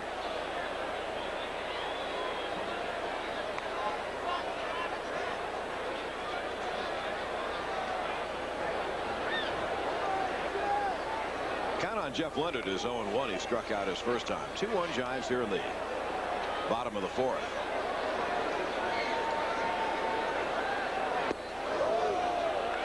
Fastball is inside, ball 1-1-1. No really up to the minute report on Nuxie. Still bothered a bit by the hamstring pull, and I guess the Braves hope that he'll pitch in Houston. They tentatively scheduled him for Tuesday night against the Astros. 1-2 now on Leonard.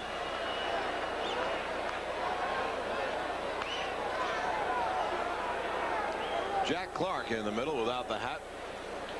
Giants are 8-1 when Clark has homered. If Clark and Evans are together, and you figure Chili Davis will straighten out, Giants have a pretty good hitting ball club. Great stat on Clark. He plays all the time. He's a good right fielder with a fine arm. He's made 1 error in the outfield in 60 games. That's pretty good.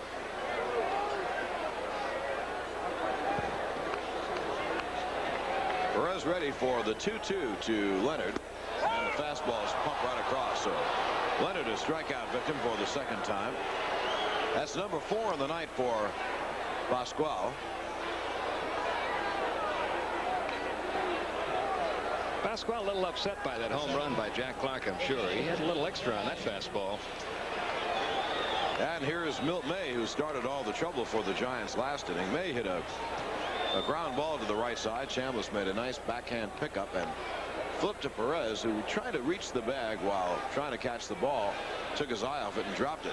And that error ultimately cost Perez a run. Hit on the ground to Hubbard. Glenn has plenty of time. So Clark homers and the Giants get a run on a hit. No one left at the end of 4. The score. The Giants 2 and Atlanta 1.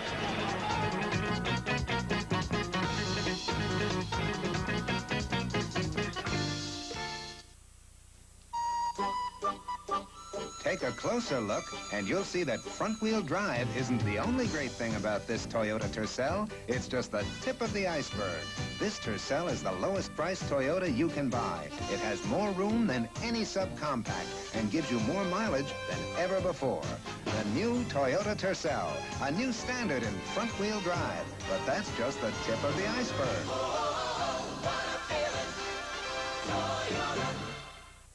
On CNN's Closer Look, we bring you up close to the stories which shape the sports world. This week, a real variety, starting with the quirkiest of baseball players and the little things that make them unique. We'll also examine the toughest choice in this year's All-Star ballot, American League third baseman, and then tell you why America's Cup is the event in yachting with its long and prestigious history. And when it comes to racing, we'll look into everything that slides, stomps, or waddles. Join Dennis Dumler at 11:10 Saturday morning on CNN. Cary Grant has one eye on the war and one eye on the ladies. Oh, you stepped on my foot. You put it under mine. Mr. Atkins, stop chasing the girls. I'm not chasing them. They're all crooks, and you're the crookiest. And the ladies all have eyes for him. If you're waiting for the big finale, I'm sorry, this is all I do. Leslie Caron, Cary Grant, Father Goose, Sunday on Superstation WTBS.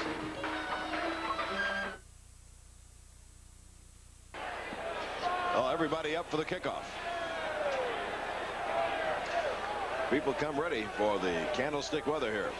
Pascual Perez leads off the fifth and bounces it slowly to Hamaker. Hamaker, and there's one away.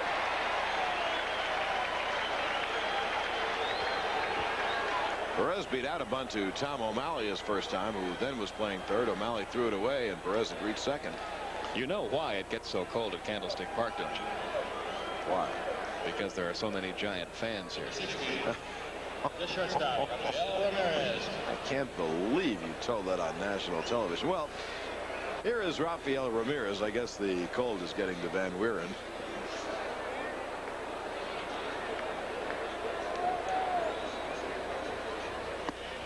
Pitch is up high. You know, when the Dodgers were fighting to get that referendum passed to get those acres of land in Chavez Ravine, the Giants had no trouble at all getting this passed and this park built. Yes, and people still wonder why that happened. There are a lot of theories, many of whom have not been printed. But Ramirez fouls it off 1-1. But anyway, they built it in the wrong area, and then they thought that to keep the football team here, the 49ers, they will double deck the outfield, which they did. It would cut off the wind, and it did not.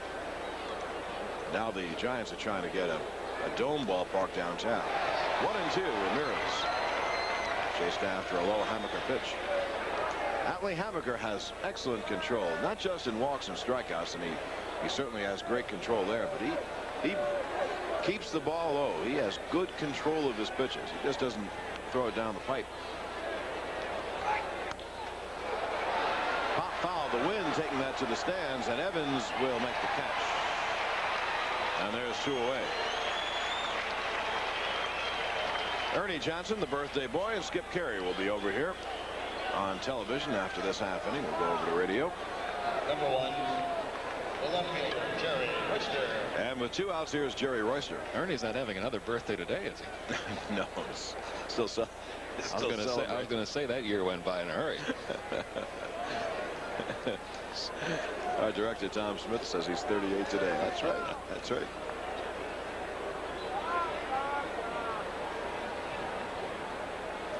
Royster is 0 for 2.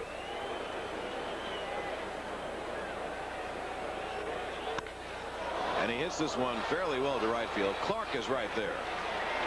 It's a 1-2-3 inning for Hamaker. Nothing across for the Braves at the end of 4.5. The score of the Giants 2 and Atlanta 1.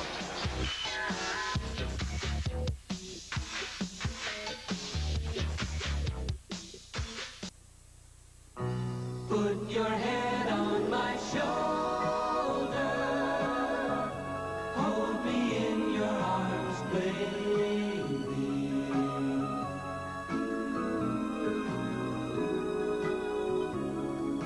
These beautiful moments were made possible by Head & Shoulders, the shampoo for the two of you. Put your head on my shoulder.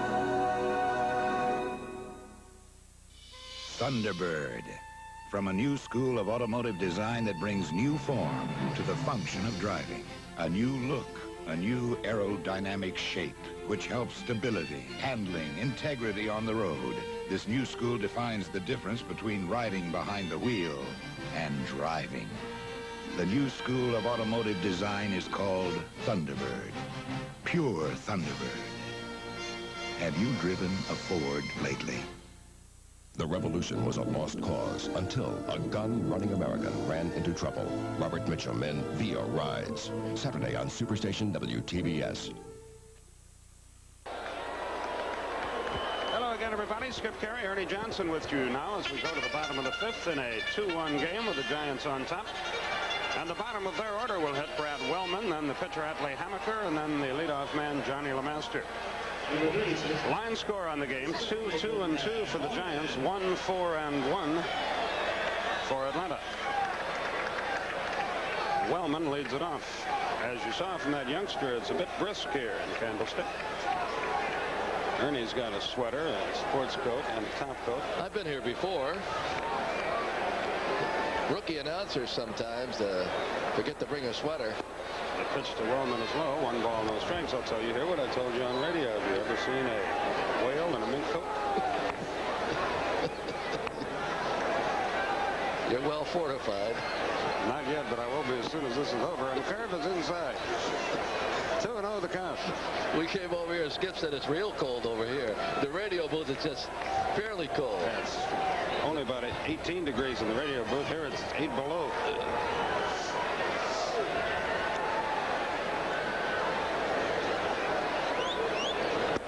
Wellman looks at a slider over the outside edge. It's 2-1. He ripped a single to right his first time.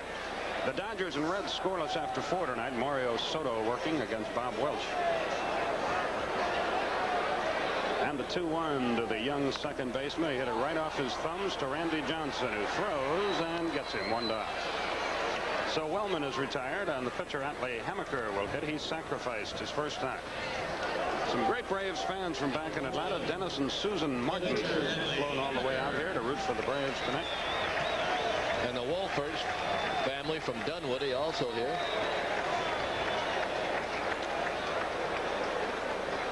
Hammaker is hitting at 118 for the year. He bats right-handed, which is somewhat unusual for a southpaw pitcher. Breaking ball for a strike. There's some managers that simply will not allow a pitcher to do that because his pitching elbow is exposed to the plate, or rather to the pitcher's mouth.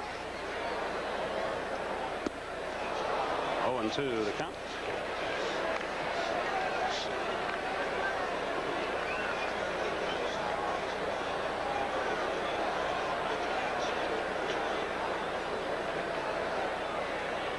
Perez delivers, slider low and away. A ball and 2 strikes. It's a strange combination. Very seldom see people, baseball players, throw lefty and bat righty. In fact, it's a good trivia question. Try to name about 10 or even 5, and it's hard.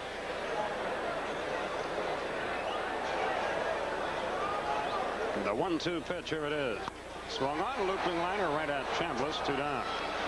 So Hammaker is out of there, and Johnny LeMaster will hit. He's 0 for 2. He's bounced to short and popped to first. Number 10. Both Perez and Hammaker have pitched well. They've both had some fielding problems. Perez had a 3rd inning he'll never forget. He dropped the throw at first base. He hit a batter. Then he threw a wild pitch to account for a run. Hammaker's failure to cover first base on a ground ball off the bat of Hubbard resulted in the Atlanta run.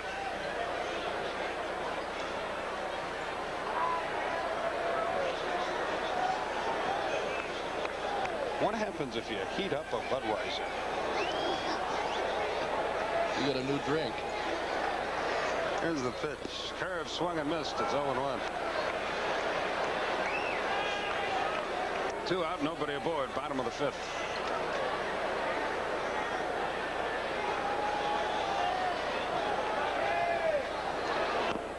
He bunts it down the 3rd baseline, but foul, and he's in the hole 0-2. When we go to the 6th, then the Braves come to the plate. It will be Chambliss, Murphy, and Harper. So the heart of the order will be up there for Atlanta.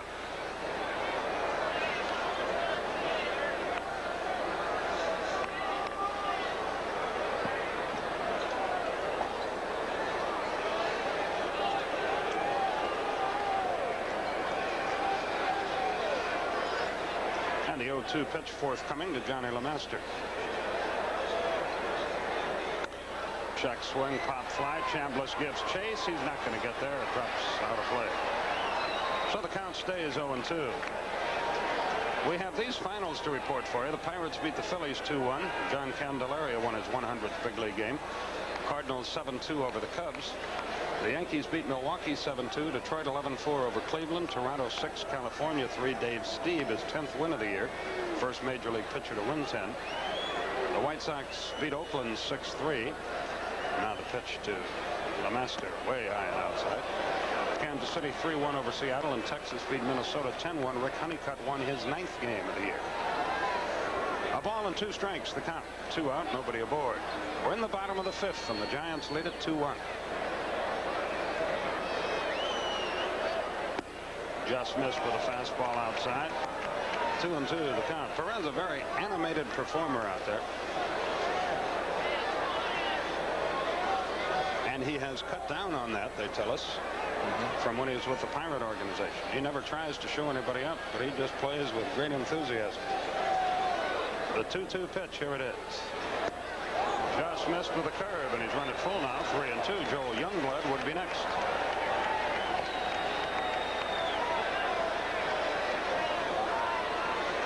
So a payoff pitch to Johnny LeMaster.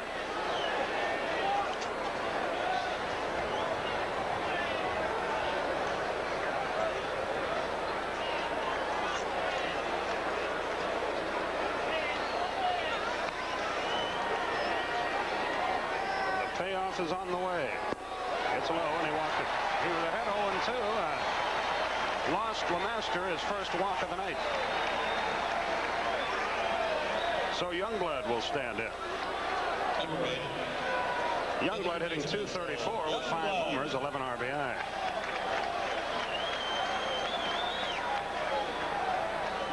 Youngblood had a home run off Braves pitching in the series in Atlanta. The wind continues to swirl and change directions here.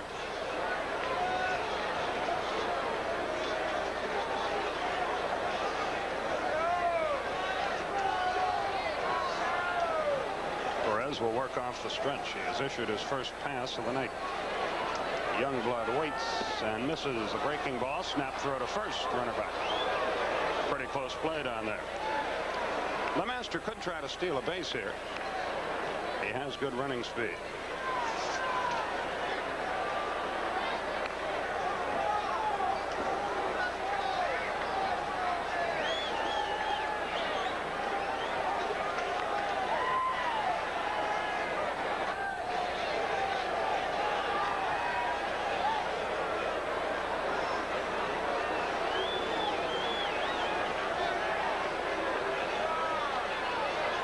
Chase LeMaster back a couple of times.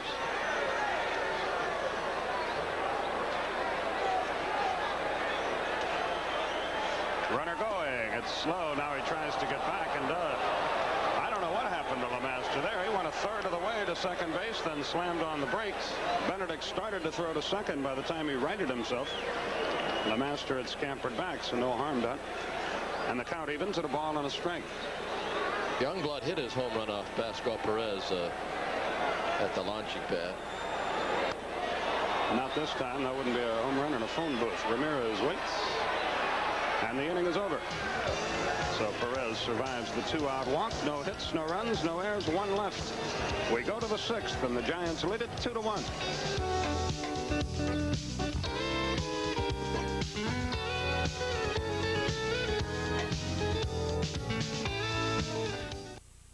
This Olympic Champions feature is sponsored by Bell Yellow Pages.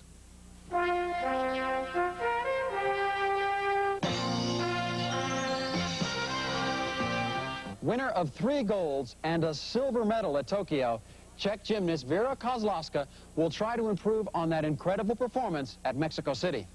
Schooled in the classic style, she proves herself the master of the demanding uneven bars. She provides a virtually flawless performance that will mark the end of an era.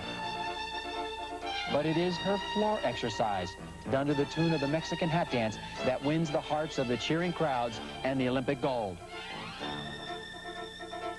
The vibrant Czech becomes one of the greatest medal winners of all time. Vera Kozlowska, Olympic champion. This Olympic Champions feature has been sponsored by Bell Yellow Pages. Help! The crazy pool filter broke! Helen! The Bell System Yellow Pages talks when your fingers do the walking. Pool doctor, we make emergency calls. Calling can save you time and energy. Mrs. Murphy? Pool doctor? You recognize my voice. Get the Yellow Pages talking. We make emergency calls. Let your fingers do the walking. For the news-minded sports lover, CNN delivers more than 20 hours of fact-filled sports news every week. If you're not receiving cable news network, contact your cable operator today. And Chris Chambliss leads off the 6th inning for Atlanta. He's lined to left and struck out. Chambliss, Murphy, and Harper in the 6th. Good fast strike over the outside edge. Last time up, all Chambliss saw was curveball. So Hammaker starts him with a good live fastball this time.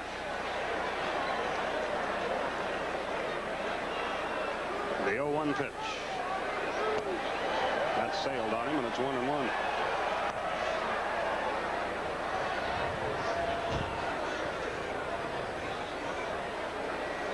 Those guys aren't playing with a full deck, I'll tell you that. Elevator doesn't stop at every floor. Back up the middle, but Wellman moves to his right and throws him out, one away. Hit it off the end of the bat. Chambliss is retired, and Dale Murphy will hit. Murphy has bounced to short, and on a check swing, had a little dribbler to second. He's 0 for 2. The center fielder, Dale Murphy.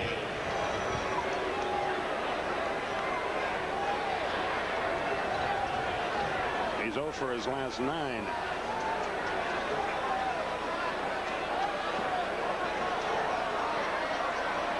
They play him around toward left and deep. Time call now is a beach ball that you see bounces onto the field and is confiscated by the bat boy, upsetting many of the patrons here. Curve low, 1 ball, no strikes. Giants have only 2 hits, but they also have the lead. It's 2-1 in the 6th. Curve, fly ball, right center field, no carry to it, battling the wind. Clark in, Wellman out. It's going to be Clark, 2 down. So Murphy is out of there, and here's the hitting hero for Atlanta tonight, Terry Harper, who has singled, tripled, and scored the Atlanta run.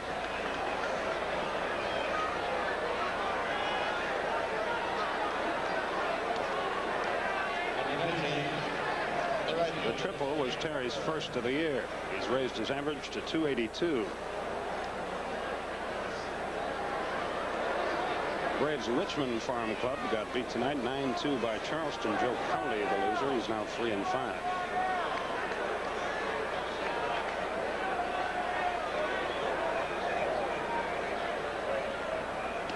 Curve low, 1 ball, no strikes. Hammaker, this is his 13th start of the year. He has completed 4. He has 2 shutouts, so he has been a quality pitcher since day 1. And especially here, where he's 3-0.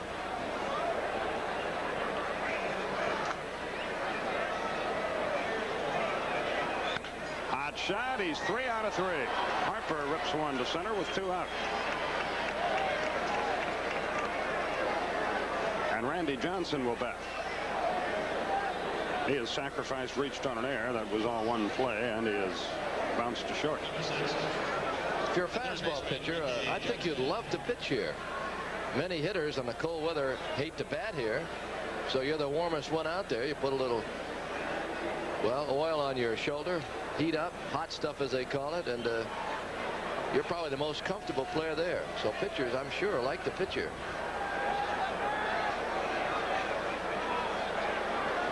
Chase Harper back. I don't know a single ball player, hitter, who likes to play here.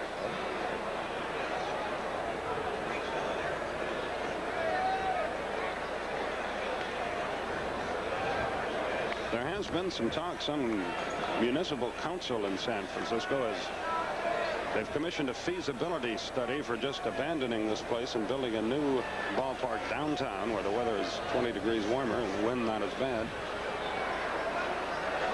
But that's a very, very costly undertaking. They've improved this place. There was a time when it was open in center field and you thought the undertow was going to take you right out to the water.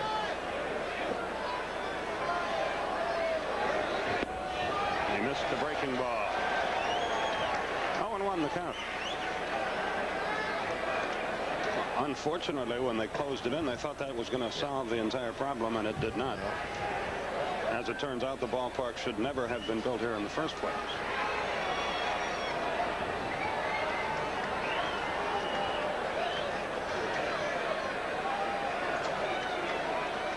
Boy, he was just about picked off there. He was leaning in the wrong direction. But he got back all right. That was a cute move by Hammaker, and he doesn't really have a great move to first base yet. He's developing it. He's still young, but he took a short step that time, almost got it.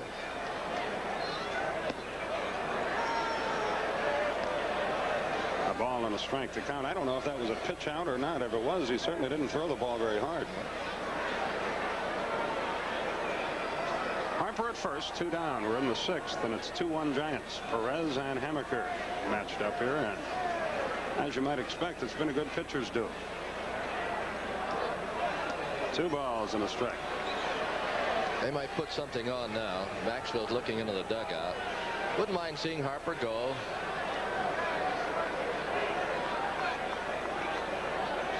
Hit and run. Terry has good running speed, too. Although Milt May, pretty good receiver back there. Not highly publicized, but he gets the job done. The Giants are thinking the way Ernie is. They, again, chase the runner back.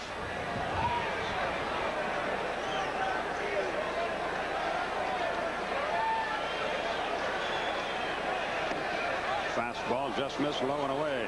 3-1 the count. A walk brings the potential tying run into scoring position for Hubbard. Johnson takes a look at Peanuts Maxville, his third base coach.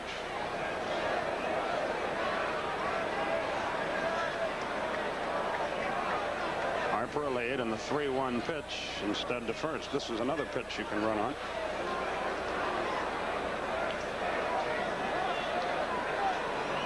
Got to get it over.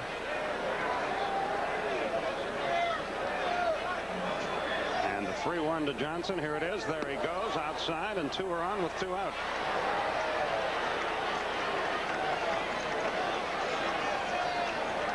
That is the first walk of the night for Hammaker, and only his 15th of the year.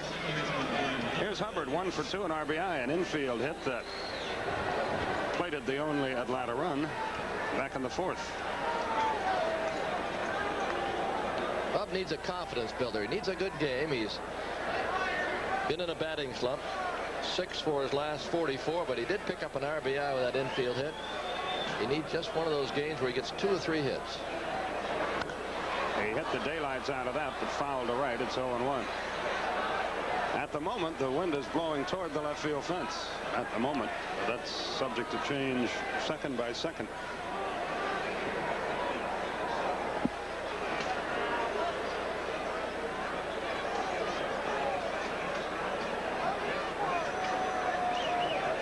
The right-hand hitter waits.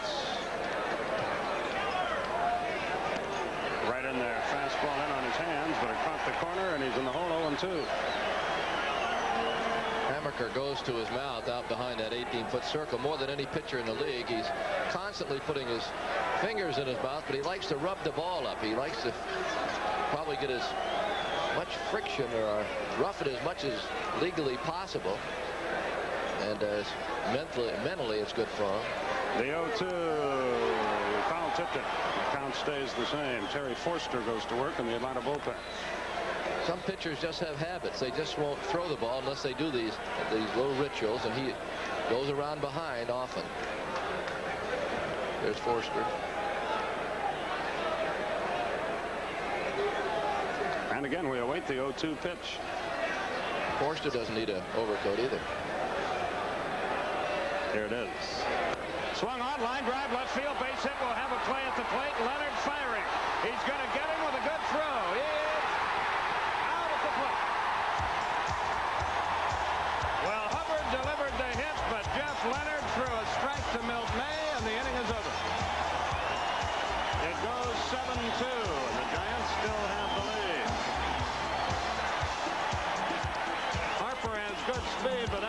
one-hopper to Leonard, and he's made a perfect one-hop throw to the plate. And look at May lunge in there.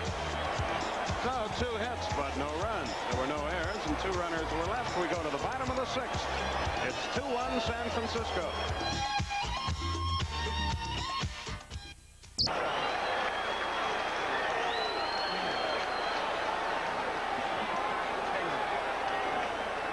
Brian Kingman begins to throw in the Giant bullpen as we go to the bottom of the 6th, and Darrell Evans leads it off. After 6, the Dodgers and Reds still scoreless. Soto against Welch. Evans has popped out and struck out. Perez delivers right through there with a fastball, 0-1. A couple other finals for you. Montreal beat the Yankees 7-2. Boston beat Baltimore 5-3. Nolan Ryan has a shutout 3-7. Houston leads the Padres 4-0.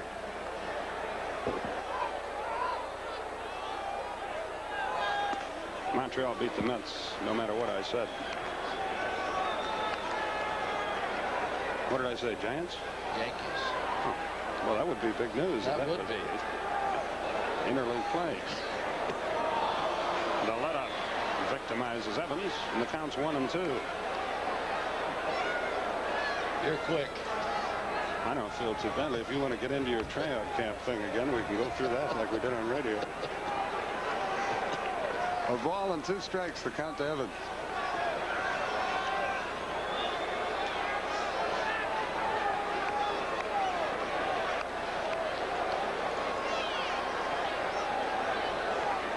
Jack Clark waits to hit next. Just missed low and away. It's 2-2. He had him set up, but he missed the strike zone.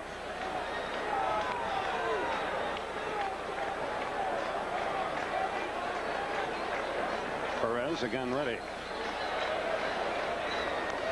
Foul tipped it. The count stays 2 balls, 2 strikes. We'll be with you at 4:05 Eastern Time tomorrow afternoon when Ken Daly pitches against Andy McGaffigan. 4:05 again on Sunday. Mike Krukow against Craig McMurtry.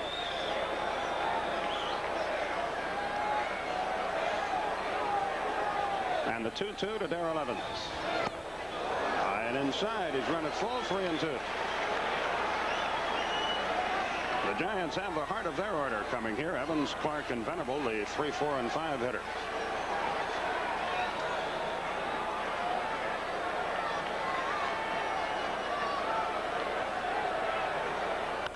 Let up, popped up, foul territory. Randy Johnson on the move, battling the wind, and he's got it. 1 up. The wind held that ball up for him, brought it back, in fact, 1 away. So Evans is out, and here's Clark, who ripped a solo home run in the 4th to give the Giants their 2-1 lead.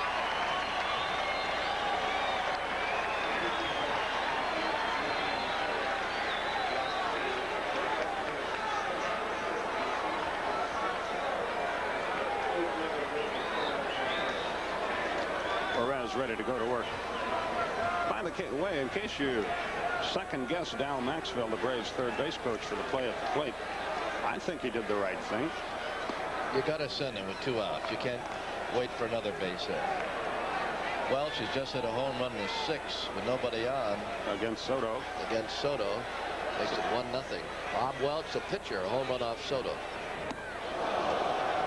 Little calling card for Mr. Clark, and it's 2-0. Yeah, with 2 out, Leonard had to make the play perfectly, which he did. He had to make a near perfect throw, which he did, and so they just beat you on that particular play. That's all.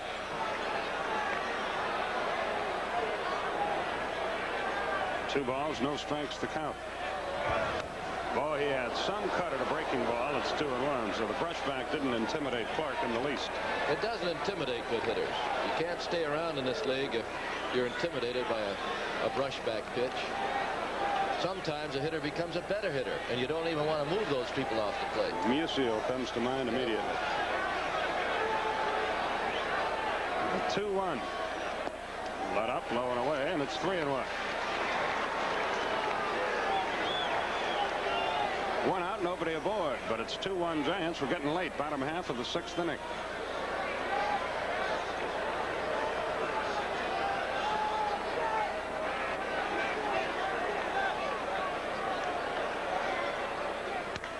Bouncing ball to short. Ramirez waits, fields, and throws. Got him 2 up. So 2 are down in the 6th inning. And Max Venable will bat. He's flied to center, bounced to second. Perez has a 2-hitter, but he's losing.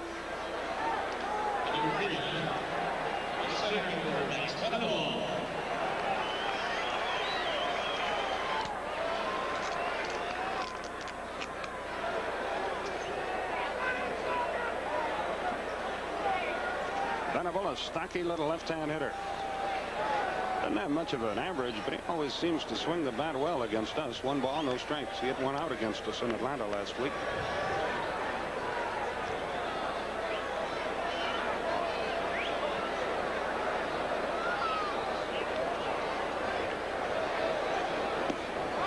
Two and 0 the count.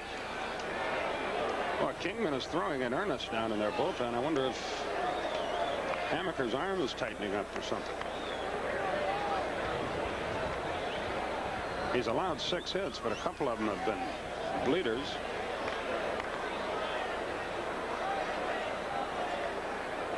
If they want to take him out, fine with us. We'll take our chances with anybody else. Just missed outside. 3-0 the cut.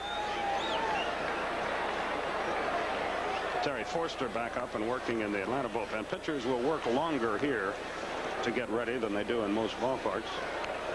Perez is scheduled second in the Atlanta 7th. There's the strike to Venable. 3-1 the count. Jeff Leonard waits to hit next.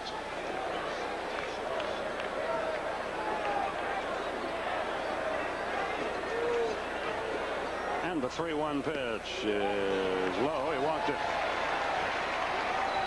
So Venable reaches. That's the second walk surrendered by Pasquale. And here comes Jeff Leonard, who has batted twice and struck out twice.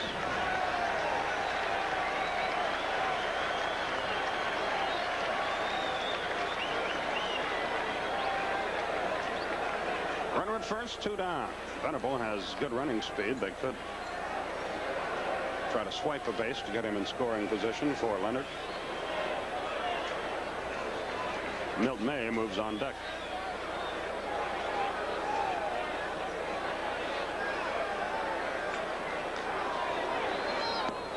He hung a curveball high and inside. 1 ball, no strikes. Bob Gibson to the mound to talk it over with Perez, who suddenly encounters some controlled difficulty.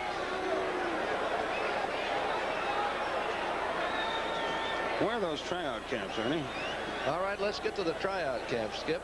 I can tell you first what Ernie said, that you can go to those tryout camps and you don't have to wear a uniform, and then I suggested it would be a good idea if you wore civvies. That's right. They are.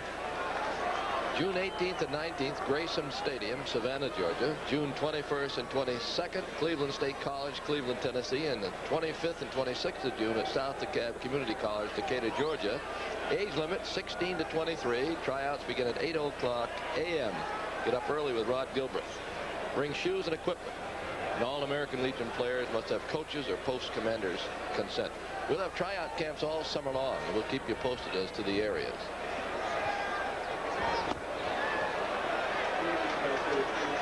Pitch out, nothing happening. It's 2-0. Wasn't for tryout camps, nobody would have ever heard of Dan Dreesen, for example. Or read Shane Deist or Ken Obergefell. 2 balls, no strikes, the count. Runner at first, 2 out. Leonard calls time as the wind kicks up the dirt.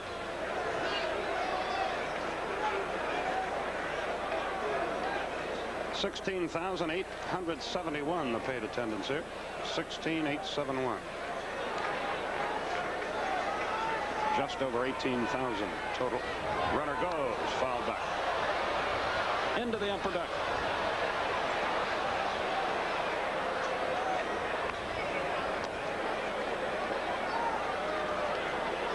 When you see a player's biog and it says signed as a free agent, usually that's through a tryout camp. Someone liked him, he wasn't drafted, or they brought him in to work him out. There's still a lot of players out there. They shouldn't be discouraged just because they're not drafted. They can still make the major leagues. Can't find everybody. He's going again. Fouled away again. 2-2, the count on Leonard.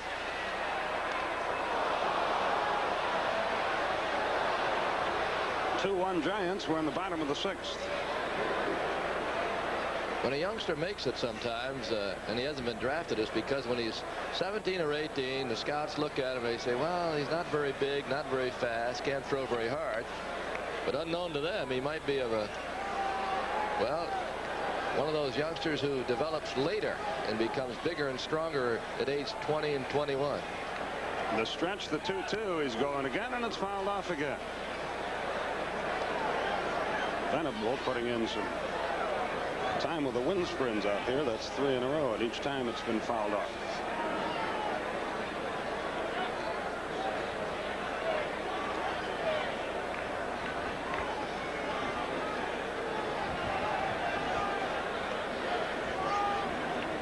Tom Smith, our WTBS director, here tonight. Leonard calls time as Perez comes set.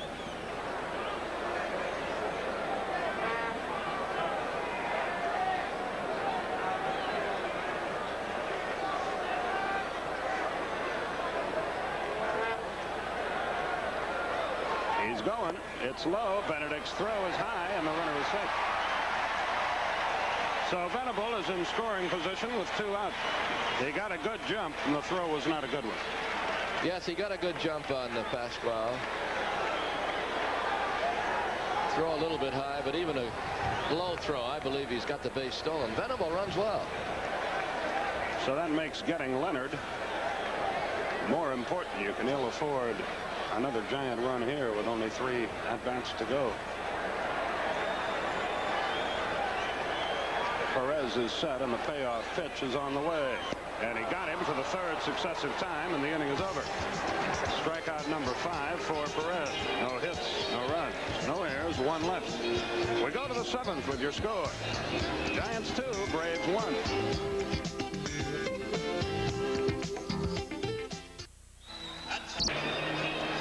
Bruce Benedict trying to snap an 0-for-9 slump leads off the Atlanta 7th inning. Brett Butler has moved on deck. He would pinch hit next for Pasquale Perez, who pitched a fine ball game tonight. But we'll leave it behind in the score. Benedict trying to snap an 0-for-9 slump.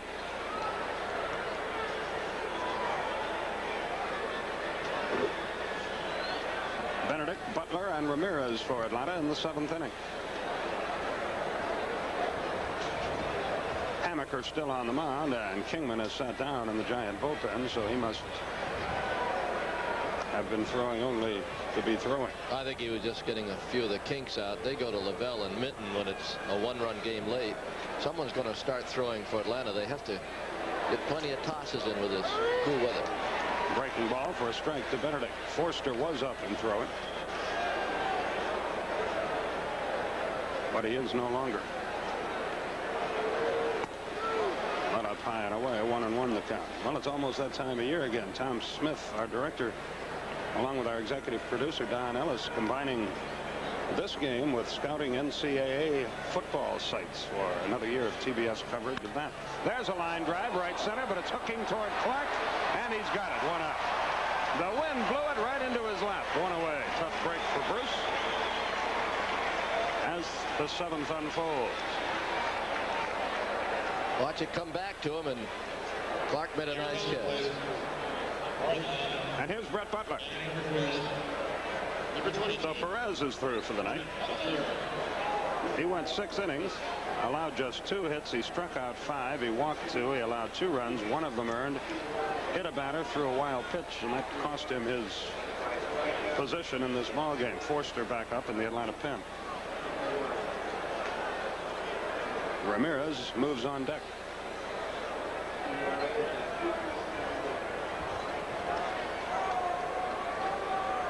You might wonder why a lefty against a lefty here, but Bob Watson's a righty. They want to save him till later in the ball game. Not too many righties on the bench, or all in the starting lineup. He bunts back to the mound. He boots the ball, and Butler's safe, and he almost threw it away again. It'll probably be a hit for Butler.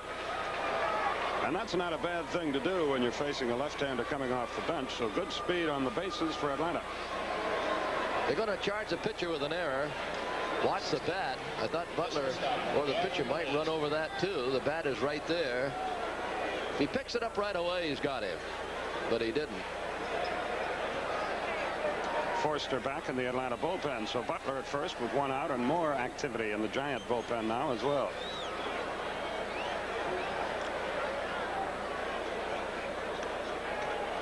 Greg Minton up and throwing.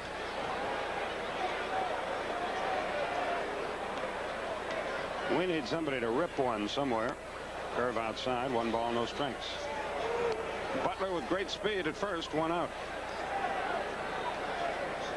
But despite that great speed, he's just 11 of 21 in the stolen base department for the year. I think he's still learning. Ramirez and Royster, the next 2 for Atlanta. They chase him back to first base.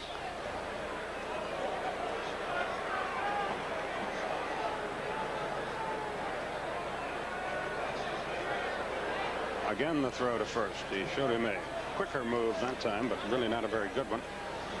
And Brett got back all right. The Giants have committed 3 errors already. He's going. Pitches high. Mays throw. He's in there. Stolen base for Butler, his 12th of the year. He got a good jump, and he's in scoring position with 1 out. Boy, that speed is a premium thing. And with the pitcher looking right at him, Butler swipes second. The throw was high and away down at second base from May. But Butler was in there anyway. And the board has the count on Ramirez. 2 balls, no strikes. So the Braves have a chance here to at least tie it. Raphael has popped to second, flied to right, and popped to first. So everything's been on the right side tonight. The pitch. Breaking ball of beauty right in there. It's 2 balls and a strike. Ramirez was not enchanted with the call.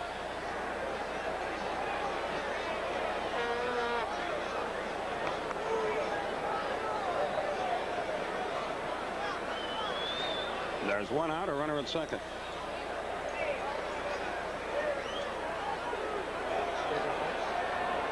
The Dodgers bat in the bottom of the 7th, down 1-0. Or rather leading Cincinnati 1-0 on a home run by pitcher Bob Welch. Now the pitch will come to Ramirez. Outside, 3-1 the count.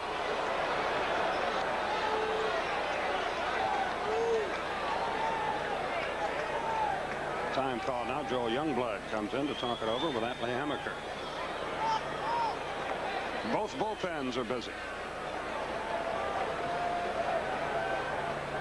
The wind now is shifted completely, and it's blowing toward the right field wall.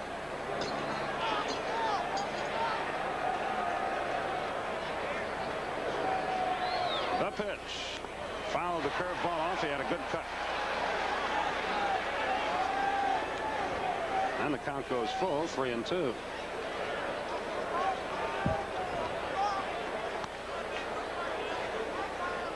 Jerry Royster will be next.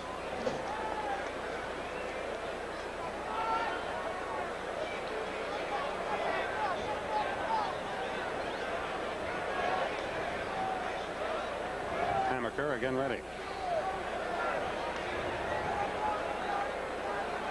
The payoff pitch. Curve, bouncing ball to short. LeMaster fields, throws, close. He got him. Good play by Evans. Butler wisely stayed at second. LeMaster short hopped the ball over there, but Darrell stayed with it, made a big play for the second out.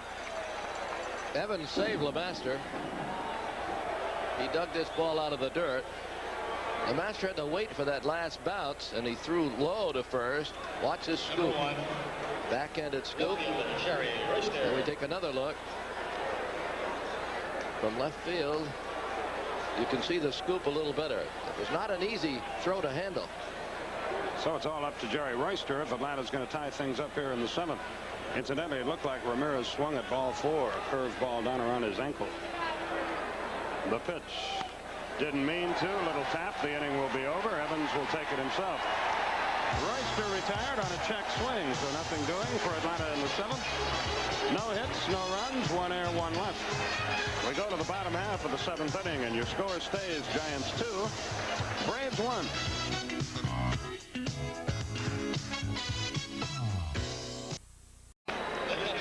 We go to the bottom half of the 7th inning. Milt May will lead it off for the Giants against the new Atlanta pitcher, Terry Forster.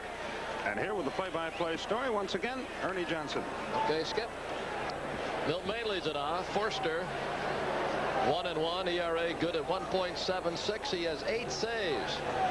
Perez pitched well. It's a 2-1 game.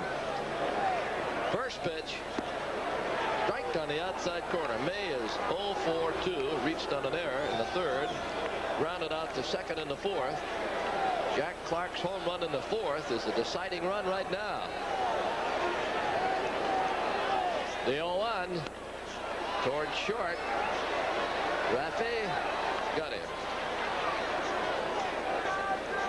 1 out for Brad Wellman. We got visitors all the way from Hawaii. Jimmy and Lorraine Gagnon coming for the series. Watch the Braves with regularity in Hawaii, and now they want to see him play. They say hi to all their friends. Forster's pitch hit foul up by first. Buford watch it roll by. Hammaker's on deck. Giants 2 runs, only 2 hits and 3 errors. The Braves 1-6-1. One of the runs off Perez unearned due to his own error.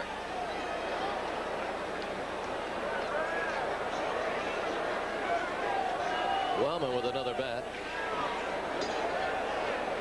We anxiously await tomorrow afternoon. Ken Daly will pitch for Atlanta. Just called up from Richmond, where he won 9 ball games.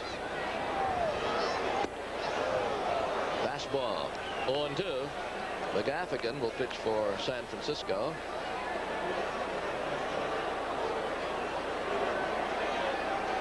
Forster with an 0-2. Fly ball slicing. Harper's got it. Wellman flies to right. Now Hammaker will get a nice hand. He's 0 for 1. He's a local hero. Atlee Hammaker. He's shooting for his 8th win. He's 3-0 at home. Total crowd is a little over 18,000 here at Candlestick. They've averaged in the neighborhood of 15,000 a game. First pitch to strike. Looking ahead to the 8th for Atlanta. Chambliss, Murphy, and Harper the first 3. Over first. Foul.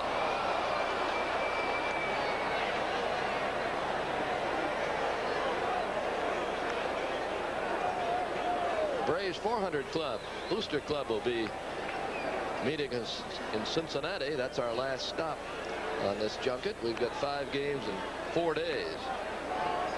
The 0-2 is low.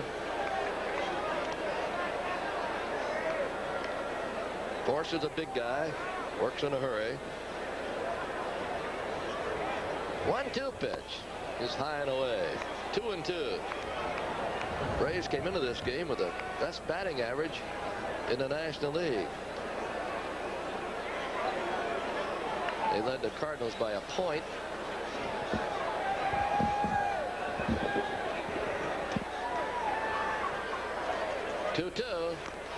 Foul away. Braves team batting average 277.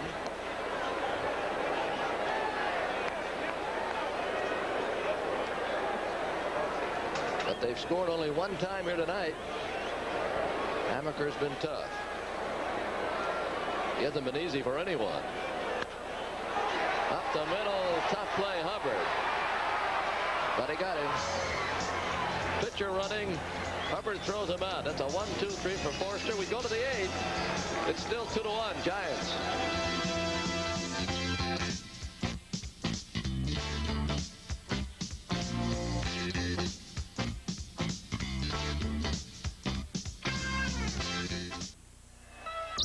We had a quiz here. The last player to hit 300 and win 20 ball games in the major leagues, and it was our own Bob Gibson, 1970, won 23 games, and he hit 303. As you look at our Red Men scoreboard as we go to the 8th inning. There it is, folks. There's your Red Man scoreboard. Chambliss leads it off.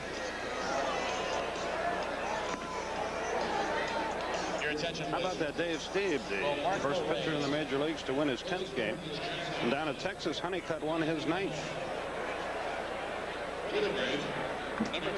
The Detroit Tigers, we've mentioned this before, the Tigers won again today. They've won 9 out of their last 11. The Eastern Division in the American League is so tight. You put together a good string and you're almost in first place. The Tigers about 2 weeks ago were 5th. Now they're 2nd. Chambliss fouls a pitch away. About 2 weeks ago, everybody in Detroit wanted Sparky Anderson fired. Now you don't hear any of that anymore.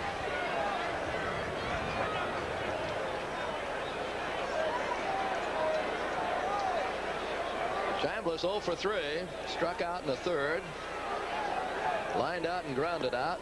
Doesn't get that curve. 0-2. Well, this guy is a good pitcher. The difference in a year, the aggressiveness that he displays, he's ahead of every hitter.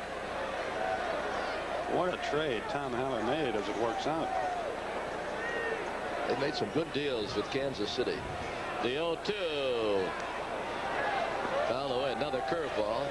You know, I mean, you have to look at it the other way, too. The Giants rebuilding. Kansas City, a club that has won some divisions and felt Vida Blue could win them another one, but it really hasn't worked out for them. They gambled and lost. There are curves and there are curves. If you don't put it in the right spot, not worth anything. But he's been right on the money tonight. Now he goes to his mouth. Off the circle. And the 1-2 pitch on the way. Oh, he's teasing Chris. 2 balls and 2 strikes. Folks in Lenoir, Tennessee ought to be proud of this fellow. He's a good one. Here's a 2-2. Fouled away. Hung that one a bit. And you don't have to have a blazing fastball to succeed up here. You just have to have a fastball that is respected by the hitters. In other words, they can't sit on every other pitch and still hit your fastball. 2-2. Curve hit high into the air, short left. Leonard staggered a bit, but hung on. 1 down. It's 2-1 Giants. Murphy the batter. He's 0 for 3. Last time these clubs met in Atlanta, Murphy had 9 hits and 4 homers in the series. One of them off Hamaker. And a couple off McGaffigan, who's pitching tomorrow. Hamaker has given up only 2 home run balls all year. There's a race. Right-hander relief. Lavelle's a lefty. Breaking ball gets in there. 1-0.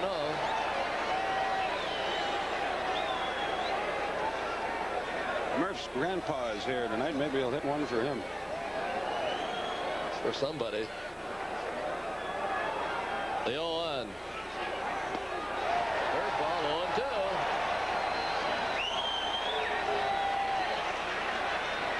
First granddad was, well, just got kind of tired of waiting for the cable to get in there. Went out and bought himself a dish. Never misses a Braves game.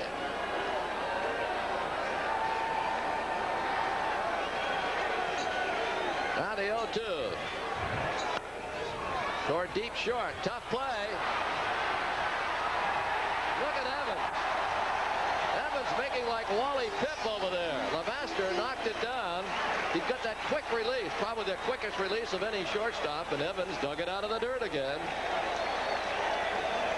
Lemaster shows some maturity here, too. You won't see it on this particular replay, but he booted that ball. It dropped right at his feet. He didn't panic. He just picked it up and unloaded.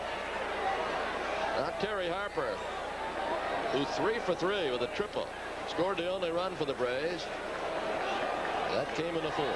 Maybe he'll hit one out for Murph's grandpa. We're running out of time. And outs.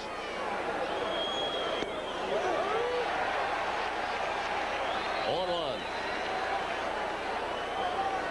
Here comes Herm Storetta. He got rid of those shoes that light up in the dark. He got white bands on them now.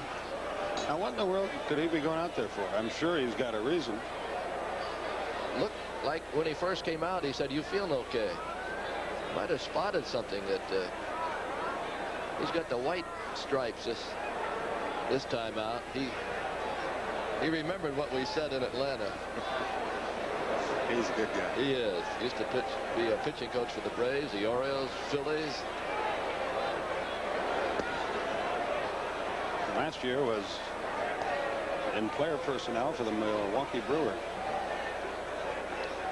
Career baseball man. Here's a 1-1 to Terry Harper. This inside, 2-1. It could have been also running out to say, Frank wants you to do this on this batter. This is the way he wants you to pitch to him.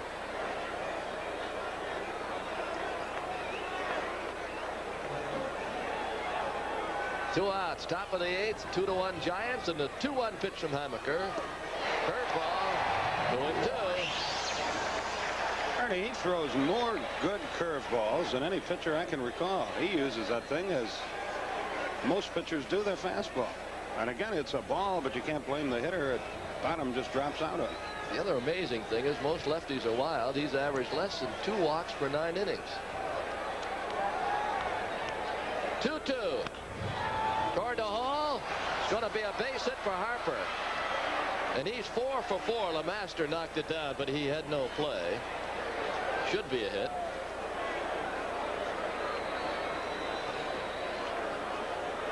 Yet another breaking ball. He got it up in the strike zone, and Harper thus was able to hit it hard.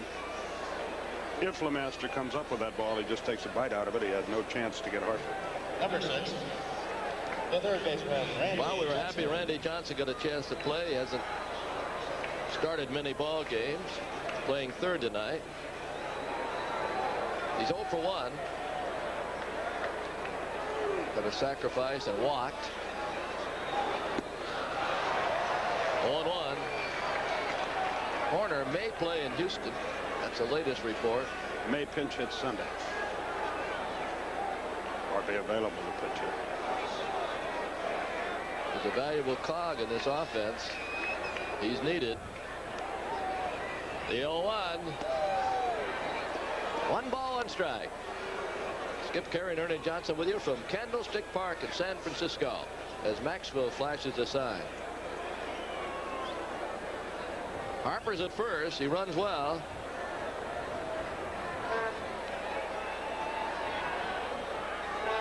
Hammaker thinks something is on. Youngblood at third, guarding the line. They don't want anything hit between Youngblood and the bag. It's a funny little move that he has to first base. He is stepping, but ever so nimbly and not too much distance on it. Minton is ready if they need him. He's been throwing now for some time. 1-1. Down low, 2-1.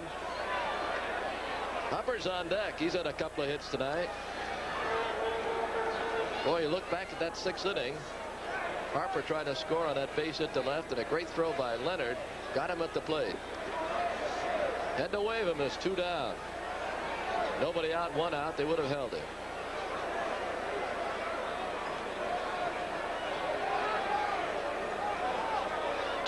Runner going.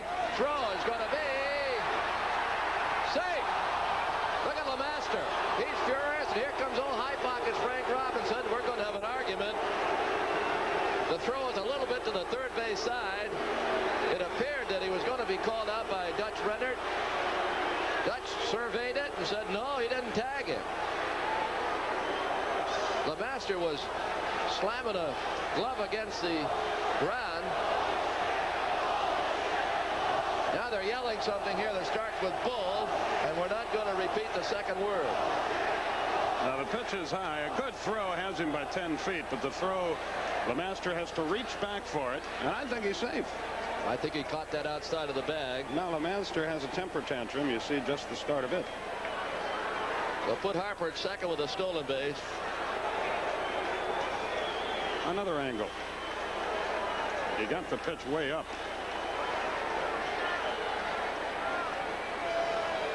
You see how much the ball beat him by, and you see him start to punch him out and then say no, he didn't get it. 3-1 pitch. Johnson drives it to left field. Leonard back. He's got it. And he robbed Johnson of an extra base hit and the Braves of a run that would have tied it. A nice catch and left by Jeff Leonard. Going out, we'll take another look at it. This ball was driven to the track. Leonard leaping made the catch. We go to the bottom of the 8th. It's still the same. 2-1 Giants.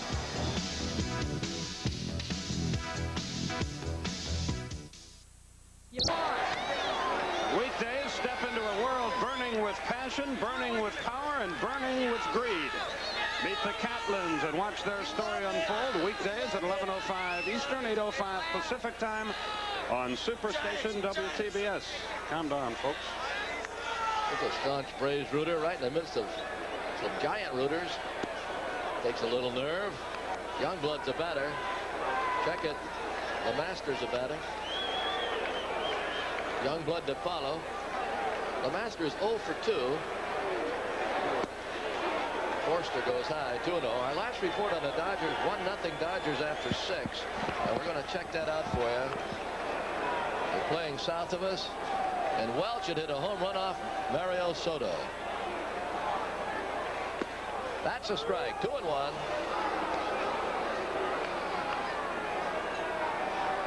Same two clubs tomorrow afternoon and Sunday afternoon. No telecast on Monday from Houston. Forster misses. He set him down in order in the 7th.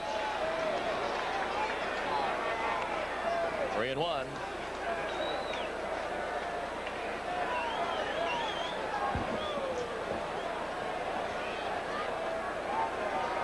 Now the 3-1 pitch.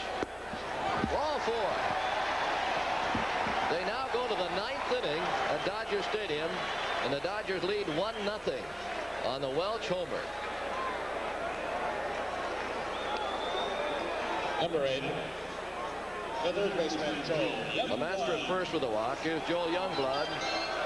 Went up once, he popped it short. O'Malley started, was hit by a pitch, taken out of the ball game. Youngblood may drop it down.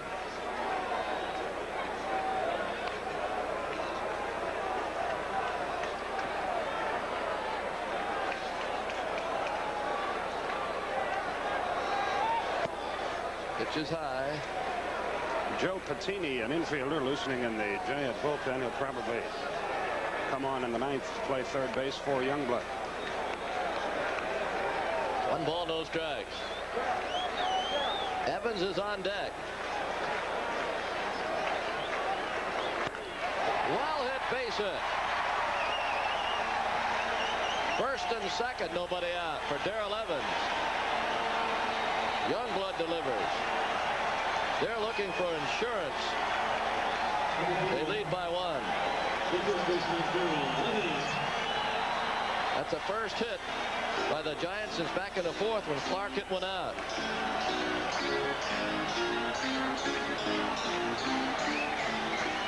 Well, there have been times the slugger will be asked to bunt. I don't know if they'll ask Evans to do that or not. He's had a great year. Randy Johnson a little shallow at third. Clark is due next. Let's see how Frank Robinson plays it. First and second, nobody out. He's bunting and popping it to Johnson, who goes to second. And they get a play down there. Randy Johnson handled that ball well.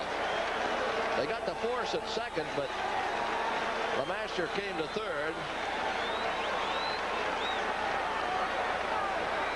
Fielder's choice. Number 22. 5-6.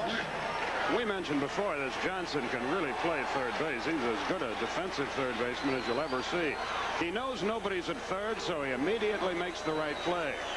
It keeps the double play in effect, and Clark will face Forster or Willie. Bedrosian is heating in a hurry in the Atlanta bullpen, but I don't think he's ready next yet.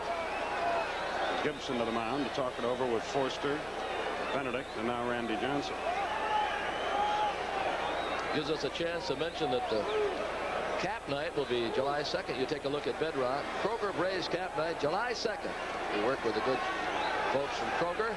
CNS Bank's July 4th fireworks, of course, is on the 4th. A lot of big things to happen still at Atlanta Fulton County Stadium. Clark, they're looking for the double play. Pitches outside. Ramirez and Hubbard at double play depth. Clark with just average speed. He's 1 for 3 with a home run to left. Benedict has called time. Wait a minute.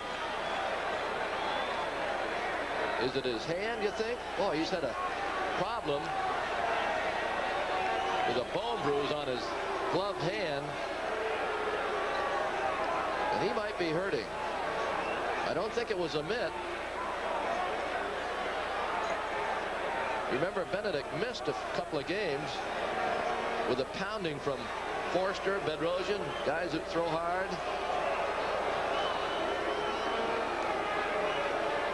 Let's see.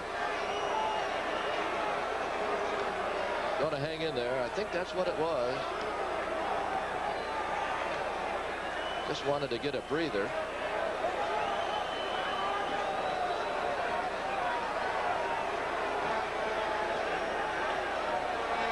All right, got runners at first and third. The master third, Evans first. The 1-0. 2-0. Ernie, they got both Max Venable and Chili Davis in the on-deck circle, so I don't know what's what here. Chili's a switch hitter. He's been in a slump this year. The 2-0.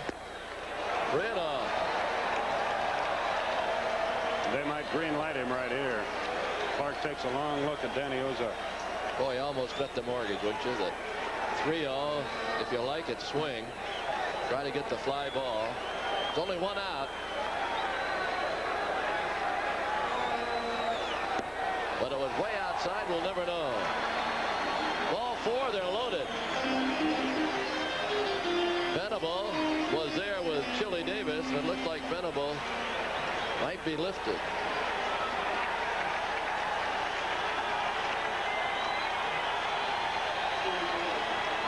It's Chili Davis for Venable.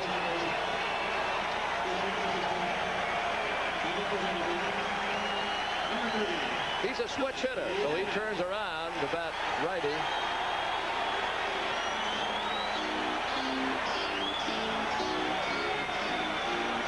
Davis is batting .228 overall as a right-handed batter, .222, .231 lefty. 6 homers and 17 RBIs as a right-handed batter. Well, we're down to cases, folks. The bases loaded, 1 out, bottom of the 8th, 2-1 Giants. Forster's pitch. Strike called, 0-1. Lemaster at third, Evans second, and Clark is at first. Davis runs well, but from the right side, if you get a ground ball, you can turn it over. Infield about halfway for Atlanta. Now Forster with an 0-1. Way outside, 1 ball, 1 strike. Bedrosian is ready if they need it.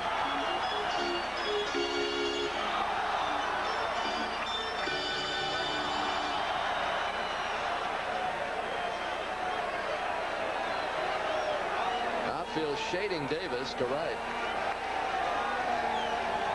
Forster with a 1-1. Coming. Strike. 1 and 2. Finally got a break on that call. Well, he's got him set up for that curve or the slider. Got a good slider. Goes down and in on right-handers, and he gets some grounders from it. Let's see if he delivers a slider. Nope, he comes back with a fastball and just misses. 2-2.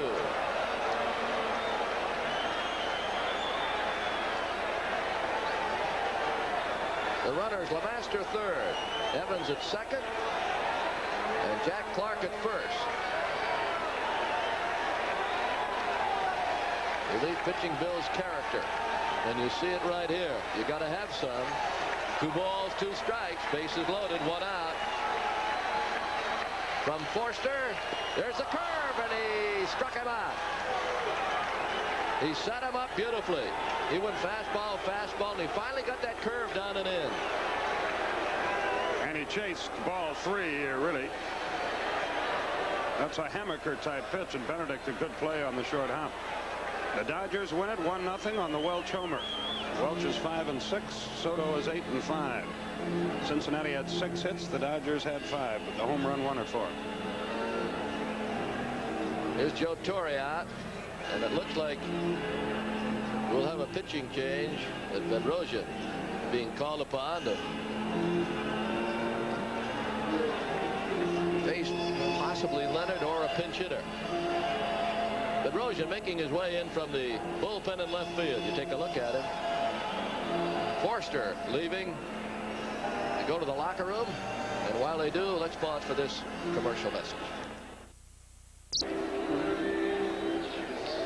Champ Summers will be called upon to pinch hit for Jeff Leonard, so it'll be a lefty against the right-hander Steve Bedrosian, who comes into his 28th game. He's had a good year. He's won 4, lost 2, and saved 9. One of the leaders in the National League in games saved. Champ Summers has worn a few uniforms, including Cincinnati, Detroit, Giants. He's batting .214. No homers, 2 RBIs. He's a fastball hitter, and Bedrosian a fastball pitcher, so you get power against power. Summers, who just turned 35 years old. He's been with the Cubs in the National League, Cincinnati National, Detroit. As I mentioned, he's made the circuit. The bases are loaded for him with 2 outs.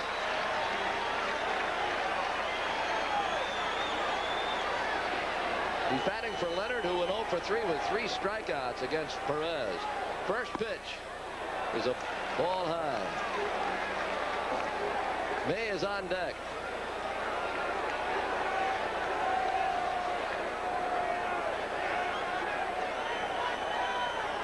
Bedrock with a 1-0. Pop foul, going to be out of play. Johnson gives it a look, but it's behind the Braves dugout. Braves must come back and win this to remain 3.5 out of first. A loss, and they're 4.5 back of the Dodgers, who got that pitching again tonight from Bob Welch, and he also hit a home run. Phenomenal pitching by the Dodgers. Not only the starters, but the relief pitchers. Fouled away, hit that one off his foot. 1-2.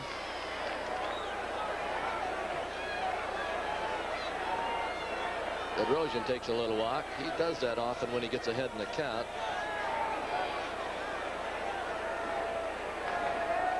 Bases loaded, 2 down. 1 ball, 2 strikes. Benedict with a sign, and here's a pitch. Fouled away.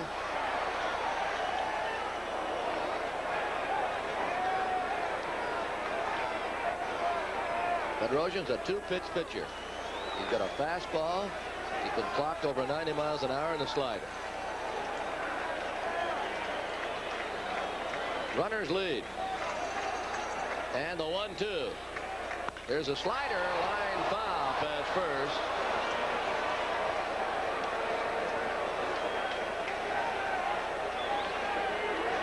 Downstage, 1-2. Looking ahead to the 9th.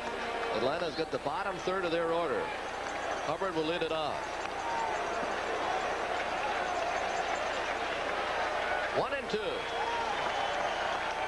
On the way. Low. 2-2.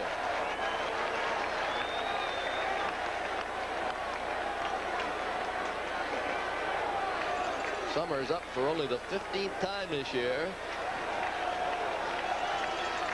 And Bedrosian pitches. Popped him up. Foul. Going to be out of play.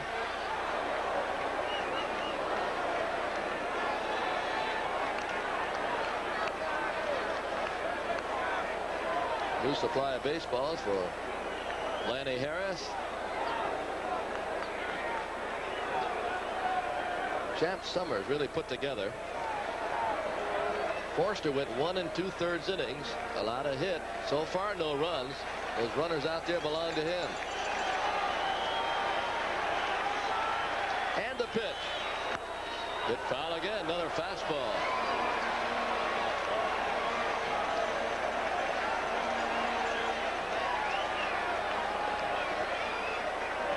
LeMaster third, Evans second, and Clark at first.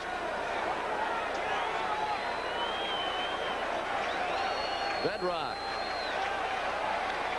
trying to get out of it, keeping it 2-1. Pitches.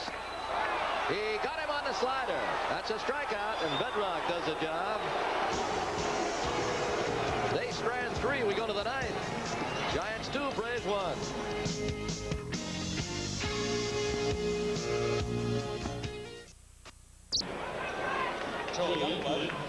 This season, you can get the Braves Clubhouse collection of authentic apparel, gift and accessory merchandise, and souvenir novelties by ordering from a colorful 16-page catalog.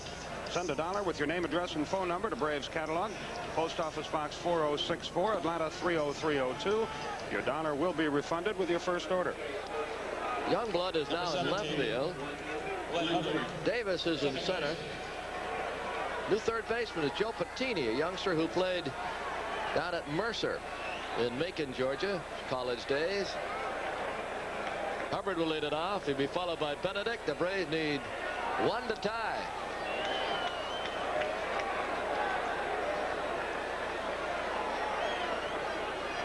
Amaker with the first pitch. Strike. He's shooting for his 8th win. Montreal beat New York 7-2. Pittsburgh over Philadelphia 2-1.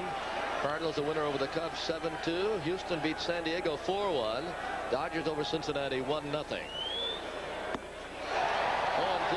Toronto defeats California 6-3. The Red Sox over the Orioles 5-3. Detroit 11, Cleveland 4. Milwaukee loses to the Yankees 7-2. White Sox 6-3 over Oakland.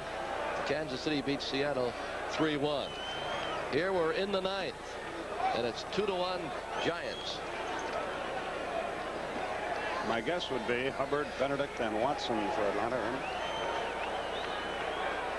Benedict's out. Garber throwing in the bullpen. Lined over first. It's going to be in for a base hit. Hubbard starts the 9th with a single to right. It's his 3rd hit of the night. Well, let's see if the Braves can give him a finish. They've got the leadoff batter on. Line drive single by Hubbard. Nice to have Glenn back off vacation. He hit that ball hard. He's hit the ball hard all 4 times tonight. You wonder how long Frank Robinson will go as Garber starts throwing in the Braves bullpen.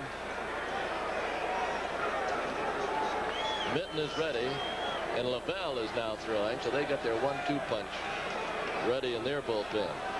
Benedict is hitless. He's bunting. The Hammaker. The Wellman covering, and the tying runs at second. Perfect sacrifice by Bruce Benedict. 1-4 if you keep a scorecard. Watson will pinch hit. Your attention, please. And the reason Bob was not in the starting lineup tonight was, number 1, the good hitting by Chambliss last night, and number 2, Joe Torre didn't feel that he saw the ball or swung the bat well against Hammaker in Atlanta last weekend. And he may not have to swing against Hammaker on this occasion, for Robinson is on his way out of the Giant dugout. And if he makes a change, we could get our first look at Mike Jorgensen, who just joined the team today. And Robinson has given the hook, and Minton will be called upon. Fans don't agree with the decision. They want Hammaker to go 9. Minton trotting in from the Giant bullpen and a nice hand for Atlee Hammaker.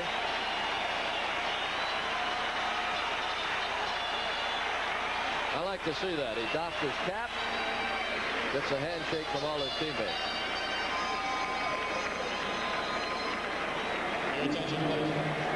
All right, while Minton warms up, let's pause for this commercial message.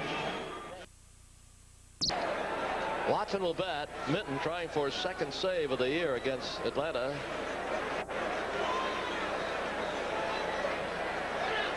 One of the better relief pitchers around.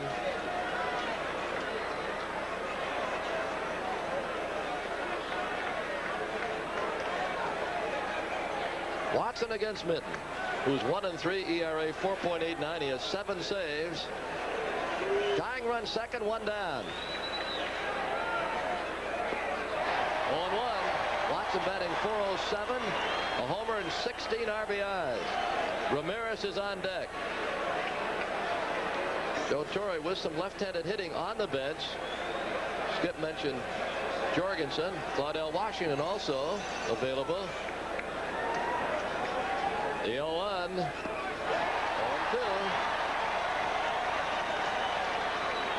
Ramirez is out there. The on-deck circle. And then you have to make up your mind. If Watson fails, would you rather have Ramirez against Minton, or would you rather have one of your left-hand hitters against Gary LaBelle? Because that's what it's going to boil down to. No balls, 2 strikes. Watson waiting. And the 0-2. Bounce toward third, but foul. Bettini guarding the line.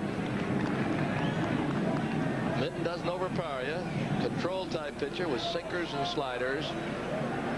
A lot of poise. A little bit of a flake too. Sometimes you need that. No balls, 2 strikes. As Watson steps out.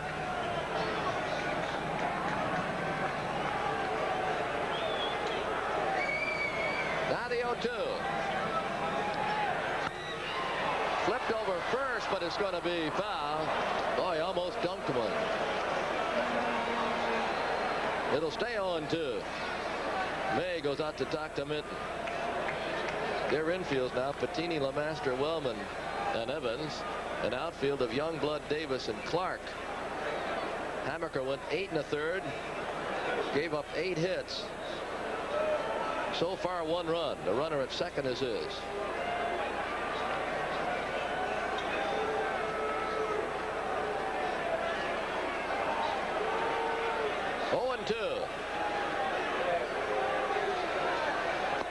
In the dirt, 1-2. The Giants got a run in the 3rd. The Braves tied it with a run in the 4th. The Giants got 1 in the bottom half of the 4th. To make it a 2-1 game, and that's been your scoring. San Francisco with only 3 hits. The Braves have 8.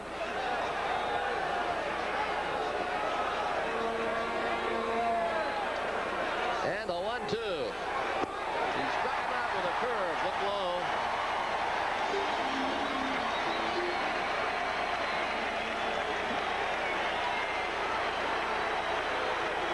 Watson is arguing that the ball was not caught. He's arguing that the ball was a foul tip, obviously in the dirt,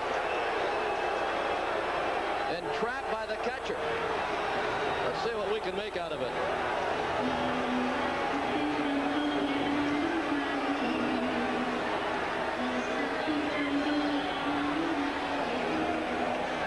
I don't think he hit it. I don't think he hit it.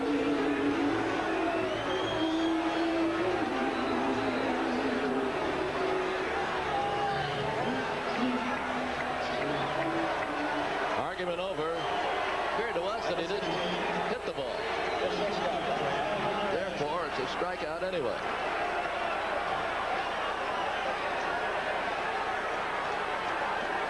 Well, it's up to Raffy. Ramirez is 0 for 4. Tying run second. 2 outs. Minton pitching. That's a strike.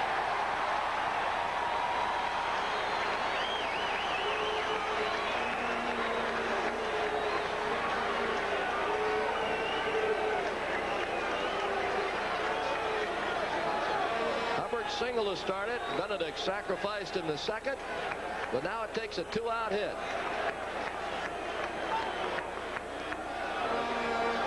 And an 0-1. Swung on, bounce toward Bettini, throwing to first. Game over. And the Giants have won it by a score of 2-1.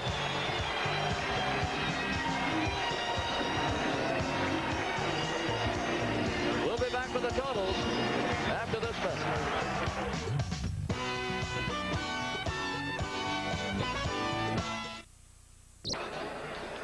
Well, both sides got excellent pitching, but the Giants won 2-1, and Skip has the totals. For the Giants, 2 runs on just 3 hits. They committed 3 errors and left 7. Atlee Hammaker, the winner, he pitched brilliantly. He's 8-3. Greg Minton, his 8th save of the year. For Atlanta, 1 run, 8 hits, 1 error. The Braves left 9. Perez, the loser, he pitched well. His own error, wild pitch, and hit batsman, as it works out, cost him the game.